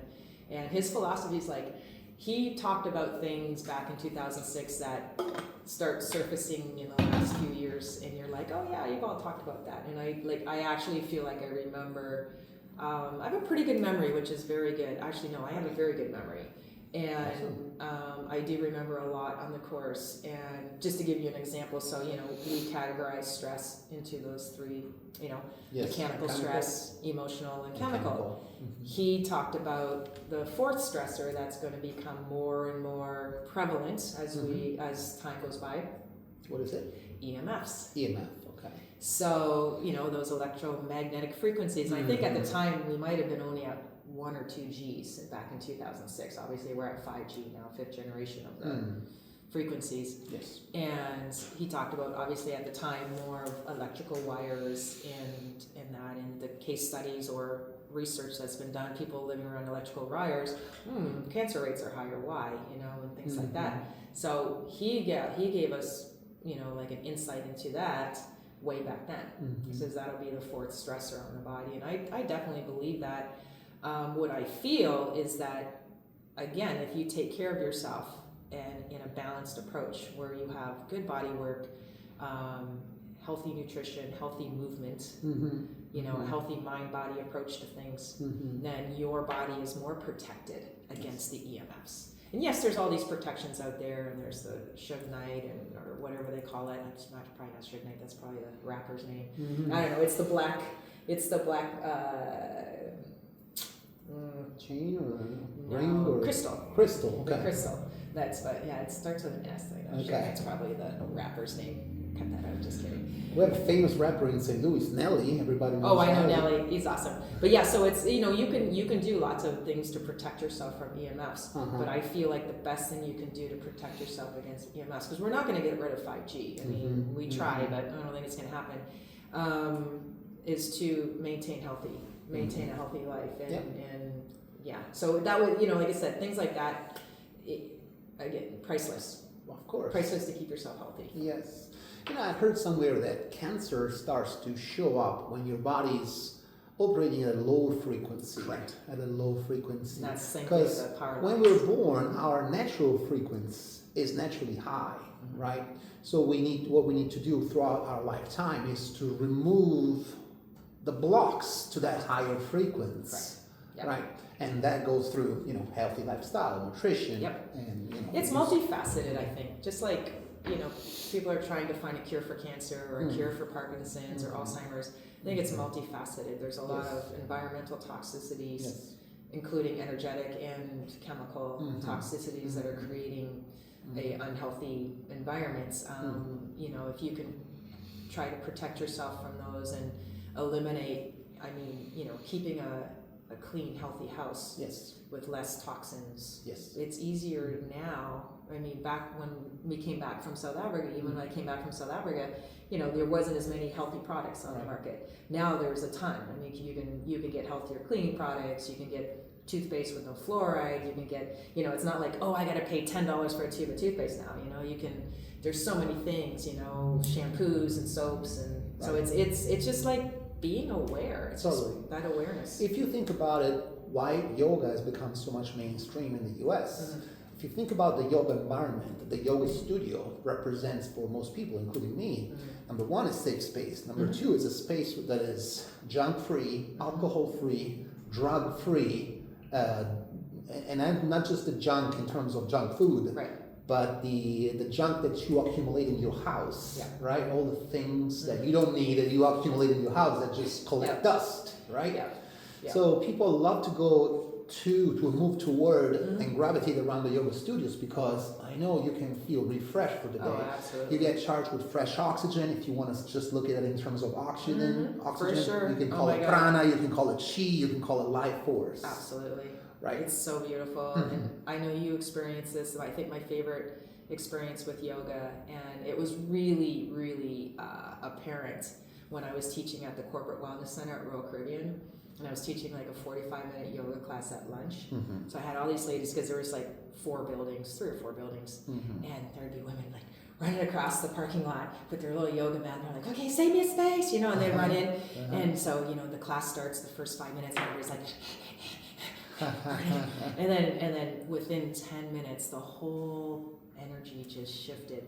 And then by the end, you're doing that little shavasana. It's like, and everybody just was like, in the Zen zone, as they say. It's just so beautiful. You especially when you have a group, and I actually might be subbing the class this Saturday at the Y. I'm excited because it's a really nice group. Good. Yoga class? Yeah, cool. It's Mandy's class. She's amazing. Wonderful. And she teaches teacher training, as I was telling you. I think her last name's Mauer. I'm sorry, Mandy, if I. I love the YMCA as a concept. Yeah. It's high consciousness, and it's accessible and affordable for most It families is nice. that cannot afford a high membership. They do a really good job there. But also, it's inclusive of youth, right? Absolutely. You know, we have Yeah. such a separation between, you know, the adult world and the minors. Right. Yeah. It's good to be in a place that is accepting and There's tolerant. a ton of seniors and a ton of minors there, Yeah. and then there's all in between and Mhm. everybody there. It's a beautiful thing, and Yeah. the yoga there. There's some really actually nice yoga. There's Yeah. amazing instructors there. They're very blessed. I'm very blessed that there's instructors there. They're very nice. Uh-huh. And yeah, it's a great place. But you just sense that, you know, like you said, it's a safe space. Yes. But the energy that resonates before and after the class is Yes. just. It's Uh-huh. mind-boggling. It's so, like, you can just see the difference. You can feel the difference. Even though, like I said, Sure. hard to explain in words, but you're just like, oh, You just that's feel it. beautiful. The heart doesn't communicate in words. No, it's The hard. heart communicates Heart-centered. in Yeah. two simple terms. It's the binary equation: yes or not yes. Feels good, doesn't feel good. Should I move away or should I move toward? Yeah. That's the language of the heart. Definitely. And Right. Body stretch release is a very heart-centered practice. Gail Ewald, that was one thing I know I haven't mentioned yet, but that's what we started learning. I learned more and more about being heart-centered in the Body stretch release course. We always started the day and everything with a loving thought, not necessarily a prayer, but a loving thought. Right. Sending those loving thoughts out to the world. In fact, we did a really intense loving thought session a couple weeks ago, sending it out to the world on that Sunday morning. So it's just a beautiful thing. So that's where I got introduced to that kind of concept more. Good. I mean, we felt it more, but then it was kind of put into a little bit of words. And then the heart-centeredness is just, It's great. I wish everybody would just think that You know, way. absolutely. And, you know, we humans, we've been equipped with the knowledge and the perception of mortality. Everybody built in us, there's the knowledge and the awareness that we have 100 years at best to live. So you might as well spend those years cultivating loving practices rather than fearful practices. Oh, for sure. If you think about, you know, when Jesus was alive 2,000 years ago, he was essentially living in a time in human history that was dominated predominantly by fear. If you did the wrong things or said the wrong things at the wrong time in front of the wrong people, you would be executed. Right, exactly. Yeah, exactly. It's very, we've definitely progressed in many ways. Exactly. So Positively. there is the spiritual evolution that I wish to see in this lifetime. Absolutely. Now, let's see. So you're also a personal trainer, right? Oh, absolutely. So how is your fitness instructor background with ACE? You say ACE? Well, it was ACE? it was ACE and NASM. So And NASM. I actually just recertified NASM this year for another 2 years. Yeah, what motivated you to recertify? I know that there's a Yeah, cost involved, right? So I did an NASM back when I was in Miami. When I first moved to Miami, I just did personal training full time for the first couple of years, and it was 98 or 99 that I actually did NASM for the first time, and it was a completely different course than it is today. It was actually hands-on, in person. It was very nice. So, and then I was with a bunch of trainers, and it was interesting back at the time. I know you feeling more like you're a male in a female society. I was a female in a male society because every gym I walked into, because I moved there with my husband, and you know, he had his big fancy job, his big financial job, and then I'm like, well, let's see what I'm going to do. What do I want to do? So I went around to a bunch of different health clubs, and like every health club I walked into, they're like, we can hire you. Because there was all male trainers. They had no female trainers. Okay. So it was like on the opposite. I was like, "Whoa, this is cool." So I did a boutique gym in Brickell, downtown Brickell, which is the fancy like financial area. Cool. And got introduced to a bunch of fantastic trainers. Still, one of my friends is I still stay in contact with one person there, Matthew. Well, he's not there anymore. He does his own Pilates things. But anyways. Yeah, we got introduced to NASM. We did the certification. It was amazing. It was probably like my 7th or 8th certification because I did ACE back in Canada. We also had intense certifications in-house with Good Life Fitness, as I mentioned. So I had a bunch of certifications in education, including the YMCA fitness instructor. So I had all these certifications. Then I did the NASM, and that was great. And then moved on to body stress release, and then moved on to yoga teacher training, and then when I moved here to St. Louis, a little less than 3 years ago, you know, I was like, all right, well, maybe I should go back into some personal training, and that'll be a way of meeting people and, you know, building my practice and body stress release, and it's a nice combination. Yes. And I like doing it. So I recertified NASM. In fact, I'm recertifying again because it's every 2 years. Yep. And But you can do it from home, it's online. yeah, it's good. And then I did the stretch certification last year too, which was it was a pretty good. I enjoyed it. I learned some really interesting things, and yeah, it's, you know, it's good to have those qualifications. So just to touch on that, masculine versus feminine or male versus female, you know, at a higher level of consciousness, you transcend the illusion of separateness. At that level of love, you don't see the dichotomy anymore. There's no more male or female or black and white. Exactly. And also, it's interesting to observe that every one of us gets to see the world through our own subjective lens. I see myself as a male in the yoga and massage industry, and I can see the reality as their own limitations, you know, the prejudice and the everybody defaults to female massage therapists for one reason, but it's my projection of fear and my own level of consciousness. Same can apply to you. Oh, I was the only female in a male-dominated industry. Again, I found it quite exciting. I actually found it quite exciting, and it was for me. It was actually a kind of a positive, and it was kind of exciting. I was used to that because I was in a male dominant in the finance industry and in also education.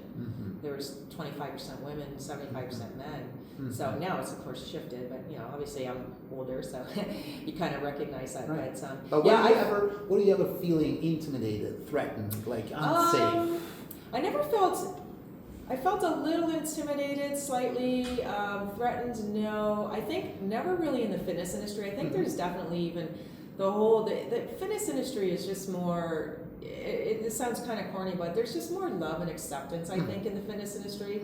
And you know, I was fortunate, as I mentioned, going into Good Life Fitness as my first place I worked, and the quality of instructors and the owner. It started from the owner and came down through the ranks, and it was just an amazing industry company to work for.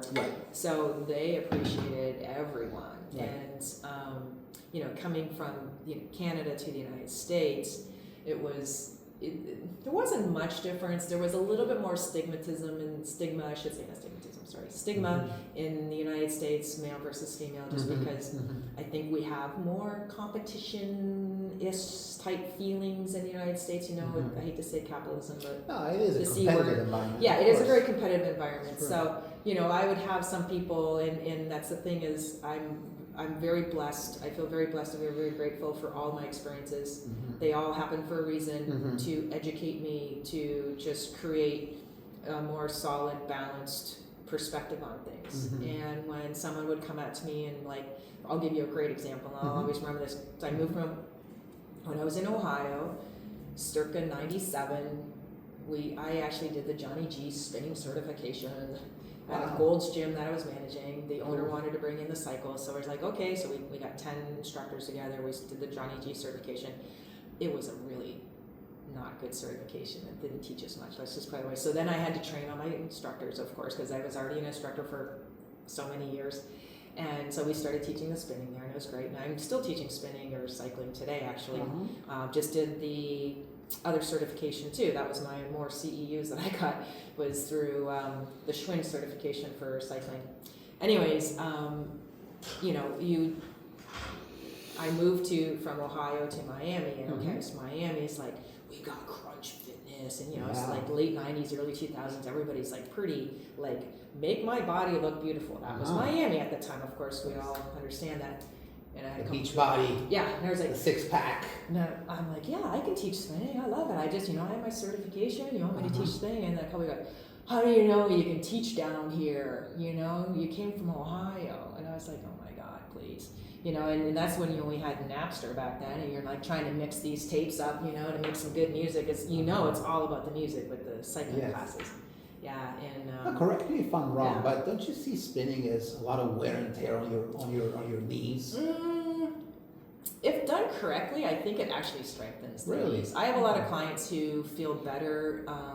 I actually have, unfortunately, I've had a few knee injuries myself, and when I do spinning, it doesn't bother it at all. Okay. And yeah, I feel like if it's done correctly. And of course, you allow your body to recover. Correct. Not doing it every day. Right. If you incorporate spinning in once or twice a week, maybe 3 times max. Yeah, avid cyclists, I don't feel like they have the best body mechanics. You see them, especially, I hate to say older men, but I don't mean to sound sexist, but the older men, they walk into their class like this, and they're super tight, and they're like, okay, they jump on their bike, and they're like, let's go. And you're like, ooh, let's just spread out. Can we do one yoga posture before we start the class? Can we do Baddha Konasana, please? Yes. But, that's how I start all my classes. By I the know, way. that's my favorite, by the way. Yeah. Tell me, just as a side question, so do you believe in integrational collagen? Like nowadays, it's another commercially driven deal, but yeah, I from the research I've done, which is very little, I'm not gonna lie, I just feel like it's another type of obviously protein you can ingest. If you're getting some good quality collagen, I don't think you're really absorbing it as much. I think it's a matter of exercising. I think it's like the combination of things, making sure you have all the good nutrients in your body to produce naturally collagen. I don't know if ingesting collagen can really help much. It might help a little bit, but I think that it's one of those, latest topics that, you just want to throw at people. Yeah. Again, can I ask you another thought-provoking question? Sure. Absolutely, go for it. So we live in this modern world, and you can see different pockets of communities. You can see the LGBTQs, and I'm sure maybe some of your clients might be coming from those communities. You also see different methodologies or mentalities around nutrition. Who's vegan, who's vegetarian, who's carnivore, and everything in between. So in your practice, how do you balance all this modern mentalities that were subject to a lot of prejudice just like 20, 30 years ago, and how you integrate that? I feel that... And the pronouns, he, she, they. Right. Yeah. I struggle with the pronouns just because it's so new. I'm not gonna lie. I have quite a few they thems, and it's I do struggle with that. So I try to be as respectful as possible.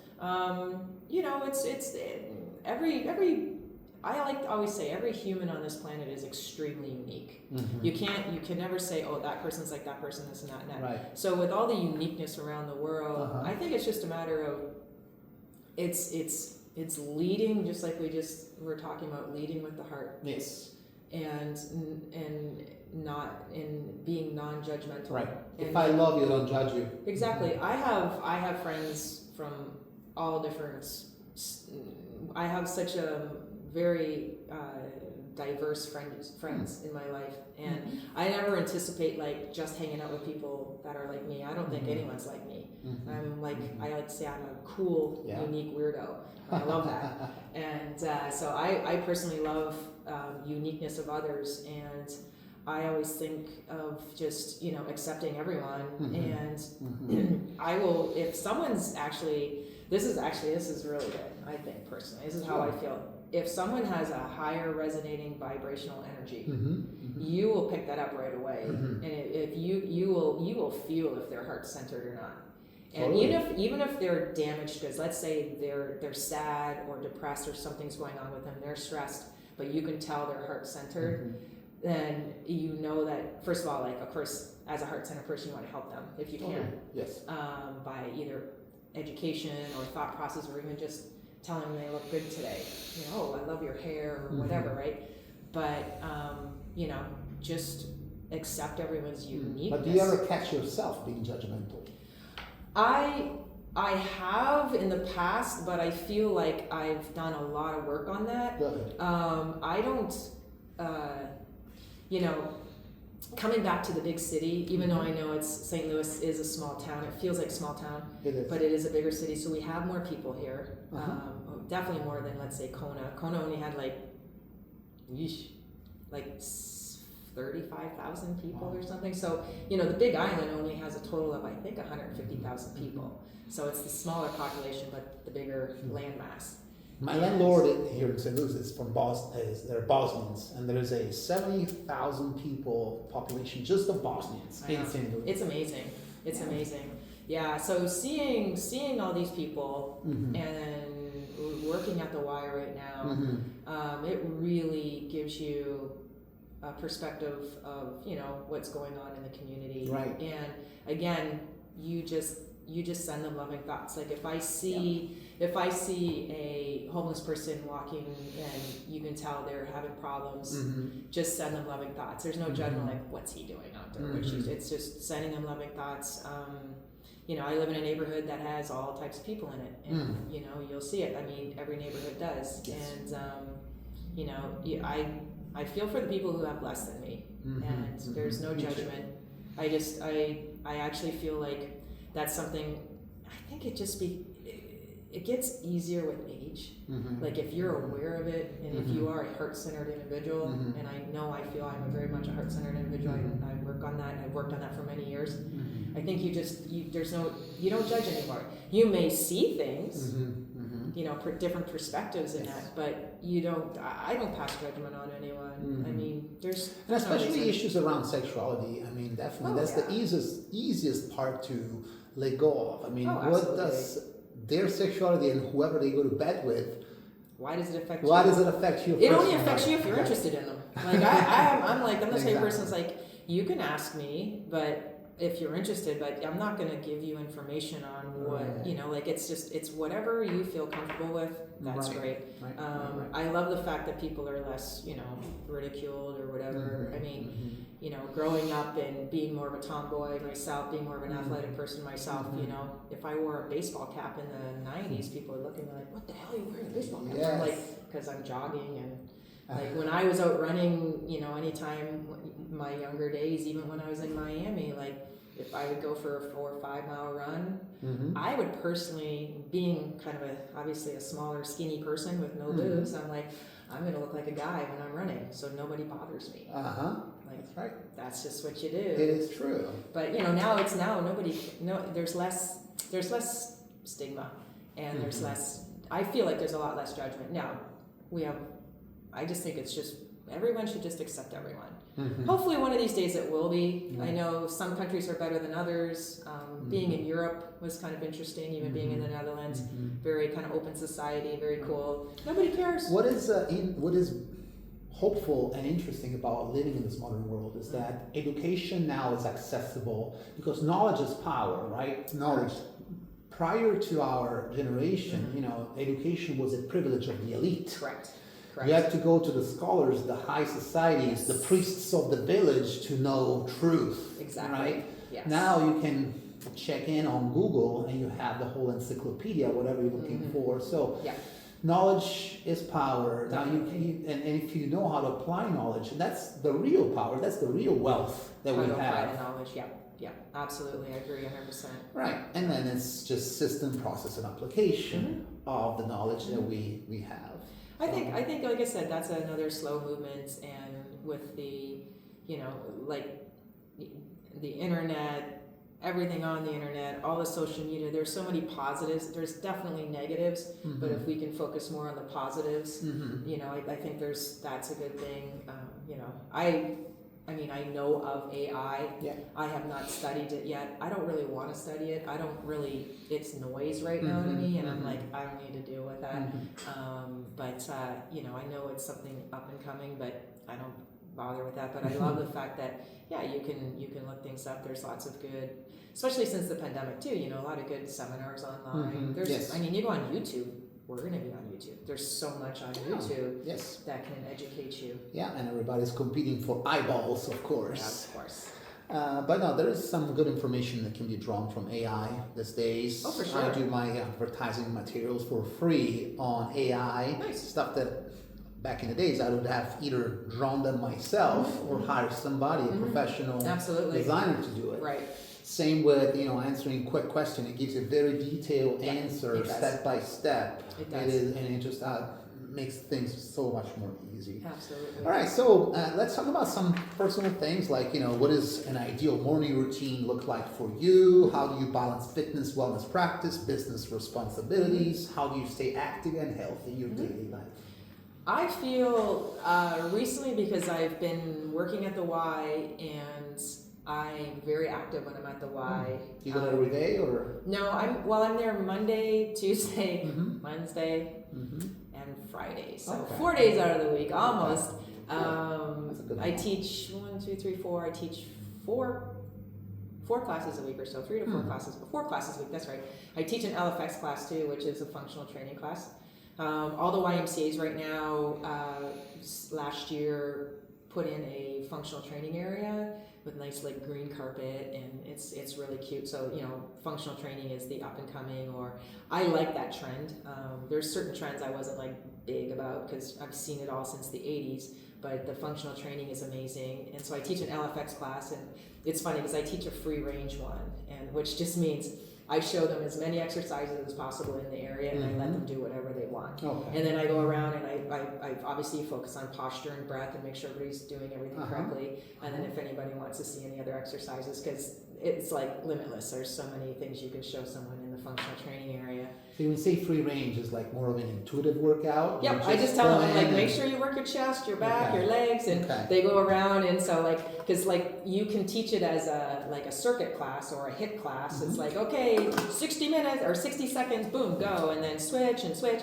But my group tends to be on the more senior side, so I just let them do it. I mean, you can't tell a senior like, go to the next one now, and they're like, well, I'm just getting into this one. You're like, no, we're cool. Let's just do 3 sets of 10 to 12, or maybe a couple minutes and switch.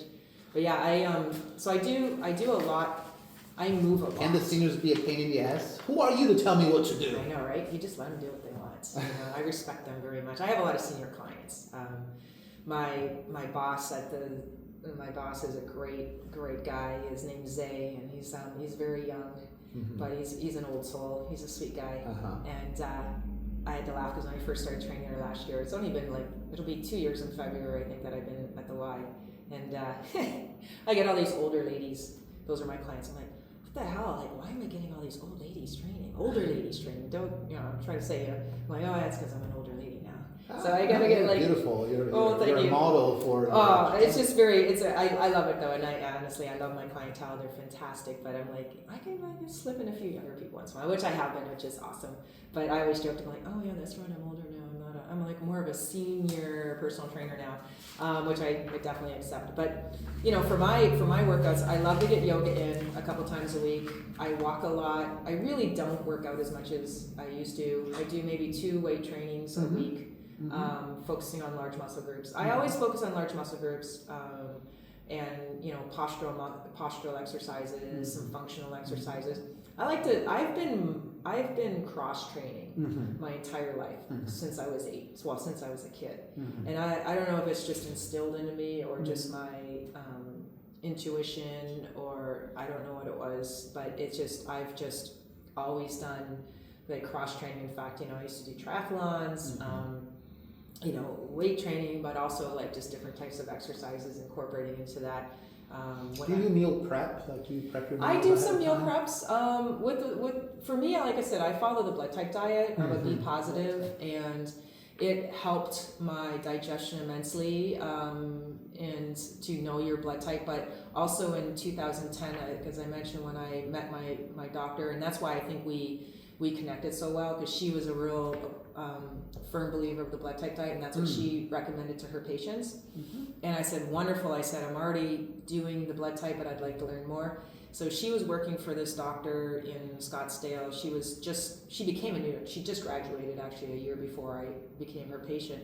And I got my blood analyzed from Dr. Crizel in Scottsdale, Arizona, and it gave me a printout of foods that are highly nutritious, foods that are neutral, and foods to avoid for every one. Meats, dairy, vegetables, fruits, seeds, all that stuff, right? So I know when I eat my highly nutritious foods, I feel the best. When I incorporate things I'm supposed to avoid or just eat once or twice a week, you kind of know, like, ooh, yeah. So unfortunately, pizza is like a high avoid for almost everyone because Oh, it has no. all the like gluten and wheat and tomatoes and cheese. It's like if you're a blood type O and you're eating a lot of pizza, oof. So if you don't feel good the next day, don't worry about it. Just give it a week.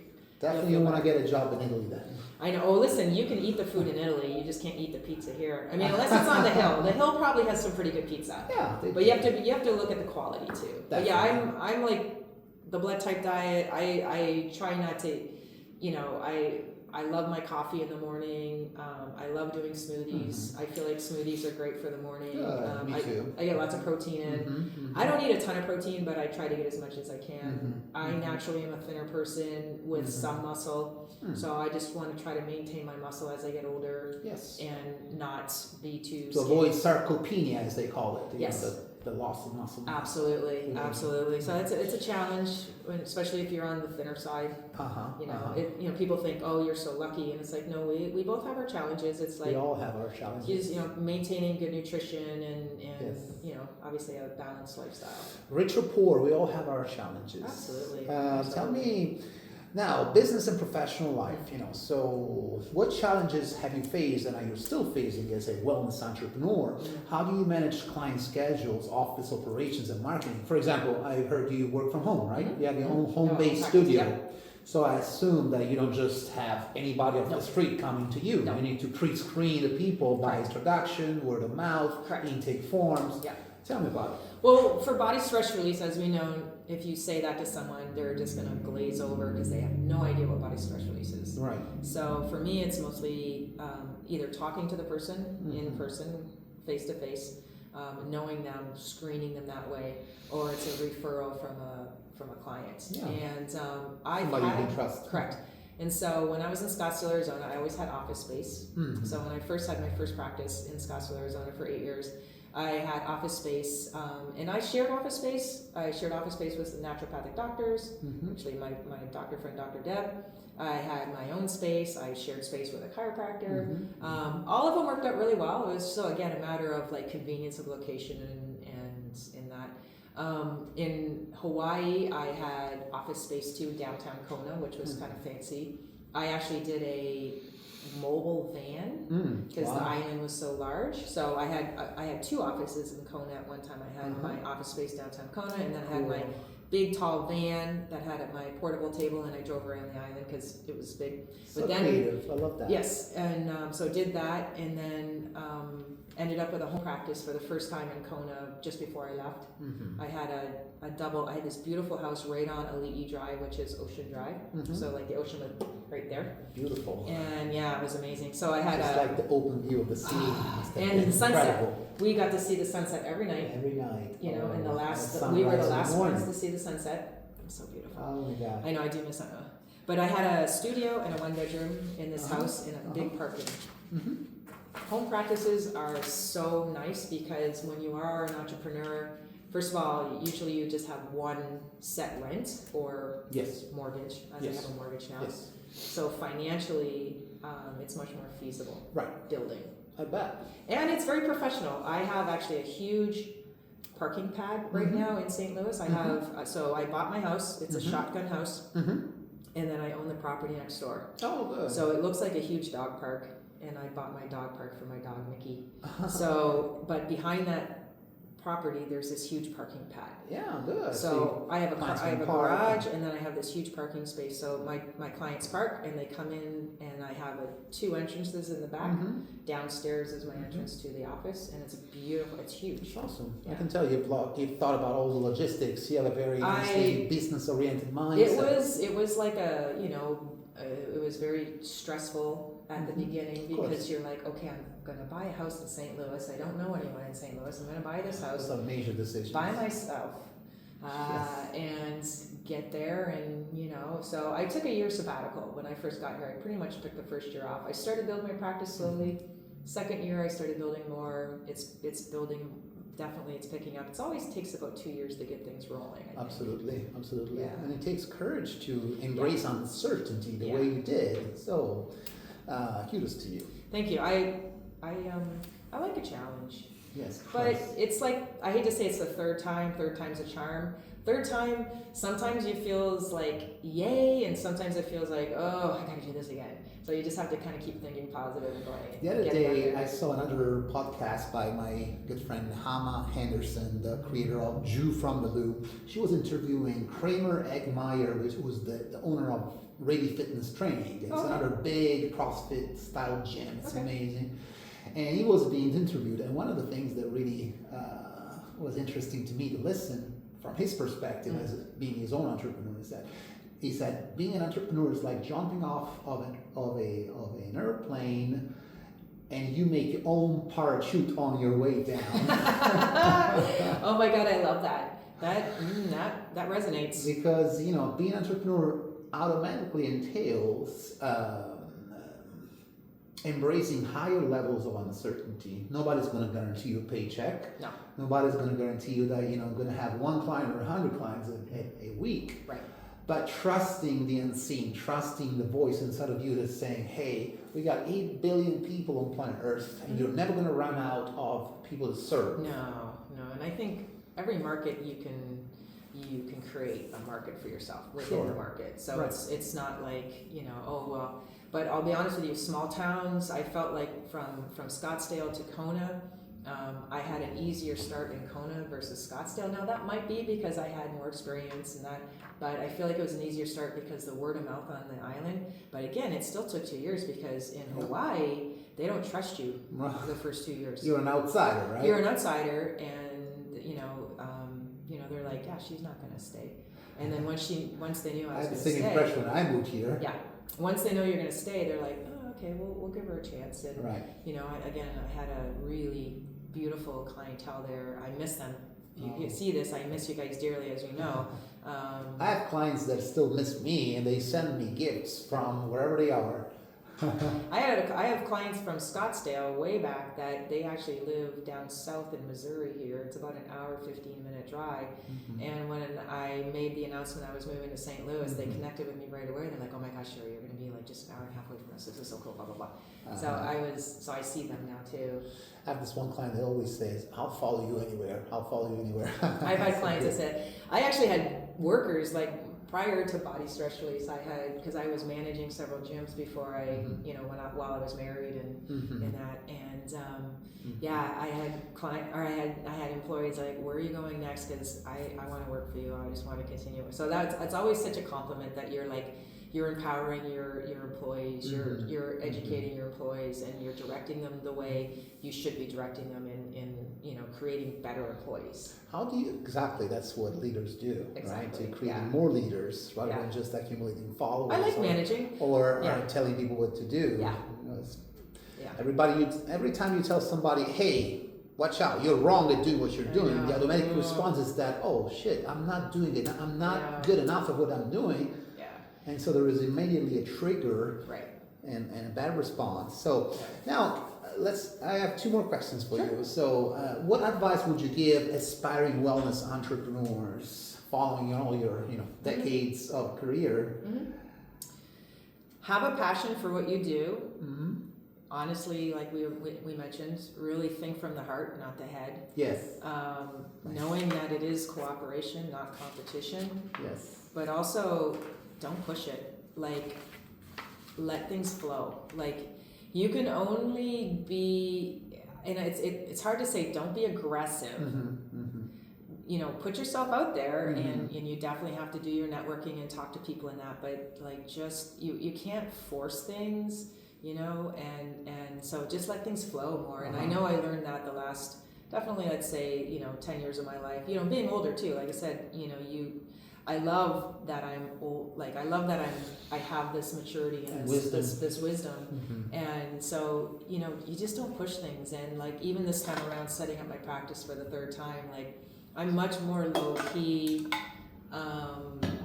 Can I do more networking? Hence why I'm meeting with you, because I want to help you as well grow your practice. So it's like so having some good networking, but finding the right people to network with as well, but not to push yourself on anything. Like find your tribe. You will find your tribe wherever you go, and it's staying open to it and working together. But don't get too overstressed, and you have to keep your vibrational energy high. Right. So, or you will not attract the like-minded. Totally. So it's just a matter of really taking care of yourself. And again, it's not just waiting for people to come to you. You do have to put the work in. Yes. But there's like that fine line of pushing too hard versus just showing people what you can do and living your life and that. And I mean, I have a lot of my clients who, yes, both body stress release and personal training, where they're like, well, I want to be like you. I'm like, well, how are you feeling about yourself? You know, and you kind of go into those questions where it's like you have to, you know, appreciate yourself and you know, make sure that you know you are worth it. Right. You know, one thing that I struggle often by being a transplant from Italy is that this particular culture, living in the U.S., there is a mentality that has been baked since the beginning of time, and that is you have to be self-reliant at all costs. Once you hit 18 years old, you get out of the house and you're on your own. Yes. So it's like this embodiment of self-love where you have to understand that nobody can ever love you more than you love yourself. Can be detrimental at times. We just spoke about the importance of creating a community, right? Finding your tribe. Right. I mean, it cannot just be about yourself. Yeah. It's about finding a win-win where everybody goes home with their needs met. Absolutely. Right. Absolutely. So that's the balance that I wish to find and to instill in myself and the students that come to my yoga classes. So in your practice, you know, in looking forward, the next, I always like forward thinking. How do you see yourself in the next 5 to 10 years? Actually setting those intentions, setting the intentions of growing. I do have numbers on my intentions, more goals versus intentions. Do you use vision boards, or how do you? I basically do sort of a little vision board. It's just a piece of paper, and it has my intentions and my goals. Yes. And I set my intentions every year. I change a few, I tweak a few. My goals are always just to build my practice. You know, ideally, I'd love to see like 10 to 15 BSR clients a week, and then about like 10 personal training clients a week, or 10 to 15 personal training clients a week. So working about 30 hours a week is great. You know, we don't need to work 40, 50 hours a week anymore. Right. I mean, That's right. and so it's a matter of, and it's just setting those intentions, knowing that I'm building up, and then obviously your numbers ebb and flow during the seasons. But it's really just setting those intentions of staying positive, knowing that you're out there with positive. Well, I hate to say intentions again, but it is kind of positive intentions for your clients. Right. You know, you don't want to just like get the money. I mean, no, you want to help people. Transaction. People will feel that. And it's just setting the positive intentions and just being true to yourself. I mean, I think, you know, it is good to focus on yourself a little bit. Well, not a little bit. It's hard to say. Focus on yourself to stay healthy and to stay positive. Sure. That creates people coming into your life. Yes. And then that's how obviously you create your tribe, and then it just goes from there. So again, it's not forcing anything, but it's just creating that positive energy. And you know, I'm already doing that here. I have some really nice friends here already, and I'm starting to create a nice little community. You know, for example, at Blue Sky Yoga Studio, big shout out to our Queen Bee, Mrs. Annie Traxel. Love Annie so much. She has a very, very liberal approach to creating this community, right? It's a beautiful yoga studio. Absolutely. I always tell her, you know, you create the space and then the universe will fill it for you. Correct. She's hosting classes every day, different modalities, different yoga classes. She also hosts workshops and sound baths. Anything that is creative, she will be welcoming for it. Versus other approaches that are more conservative. No, this is what we pay. This is what you need to do. We need to follow our rules, protocols, and directions. Otherwise, you're out of here. Right. So there's two different models of leading a business, and I am so appreciative. I found a place that. So if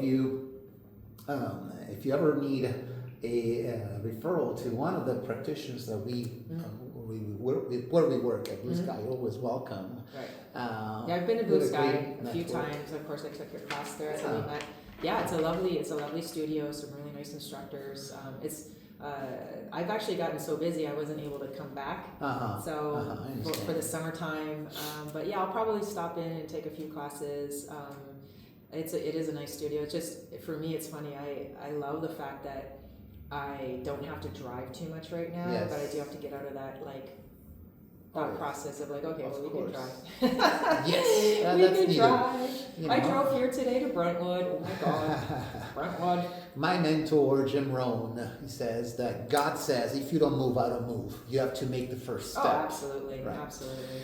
And there's also another festival coming up next year. It's called the Mental Health Festival going on at Francis Park. This is something new. I'll be all over that. And I was invited to lead a yoga class, and because I'm going to lead a yoga class in the park, they gave me a free booth. So I'm going to be offering chair massages there. But if you want, I can connect you to Ida. She's the licensed psychologist, and if you want to be a vendor there and promote your body stress I would release. definitely be a vendor there. Please keep me in mind. I actually, so the first summer I was here, it was the summer of 2023. I had a booth promoting my body stress release for the Thursday night farmers market. Yes. So I did that all summer. So that was my first introduction to St. Louis promotions. Was I did the farmers market. I got a few clients. It was a little slow, I'm not going to lie, and I got a few people I worked on at the place. So I did that because in Hawaii we had a monthly vendor fair on Ali'i Drive. It was called the Ali'i Stroll, and we were super busy, smoking busy. So it was great because yes, we made a lot of money, but we helped so many people. Of course. And so I thought, okay, well, let's try some farmers market things when I came to St. Louis. It did not work out as well, but it was still there, and I was really grateful that I did it because I met actually one of my good friends here, and I'm so friends with him. Sure. And I have a few other friends that I've met from the market, and so yes, I love Francis Park. It's just down the street from me. Oh, it is? Love Good. to be a vendor from you. All I right. will definitely get a vendor booth for her. I will send you the info. Oh, you're so nice. Thank you. One last question before we wrap it up. This is a question that all podcasters sometimes give to their guests. All right. If you could give an advice to your younger self, what advice would you give yourself? Be true to yourself and don't listen to the negative criticisms. Because The opinion of others. yes, because if you are a little unique and a little different growing up, I think it's less now, but definitely for my younger self, it tends to weigh a little heavier. And so if you can just be yourself and I don't want to say ignore the criticisms, listen to them, but don't let them affect you. That's right. Because but I feel like I'm past that, but if I could say that to my younger self, it might be, it would have been a little easier. Yeah, that's a great advice. Yeah. If you remember in my workshop, I put the quote from Michael Jackson, the late great Michael. He said, there's nothing more powerful in the world than but the belief in yourself, self-confidence, perseverance. No matter who's around you that is being negative, block off that negative energy. Yes. Because what you believe is what you become, right? Absolutely. Success is something you attract by the person you become. Absolutely.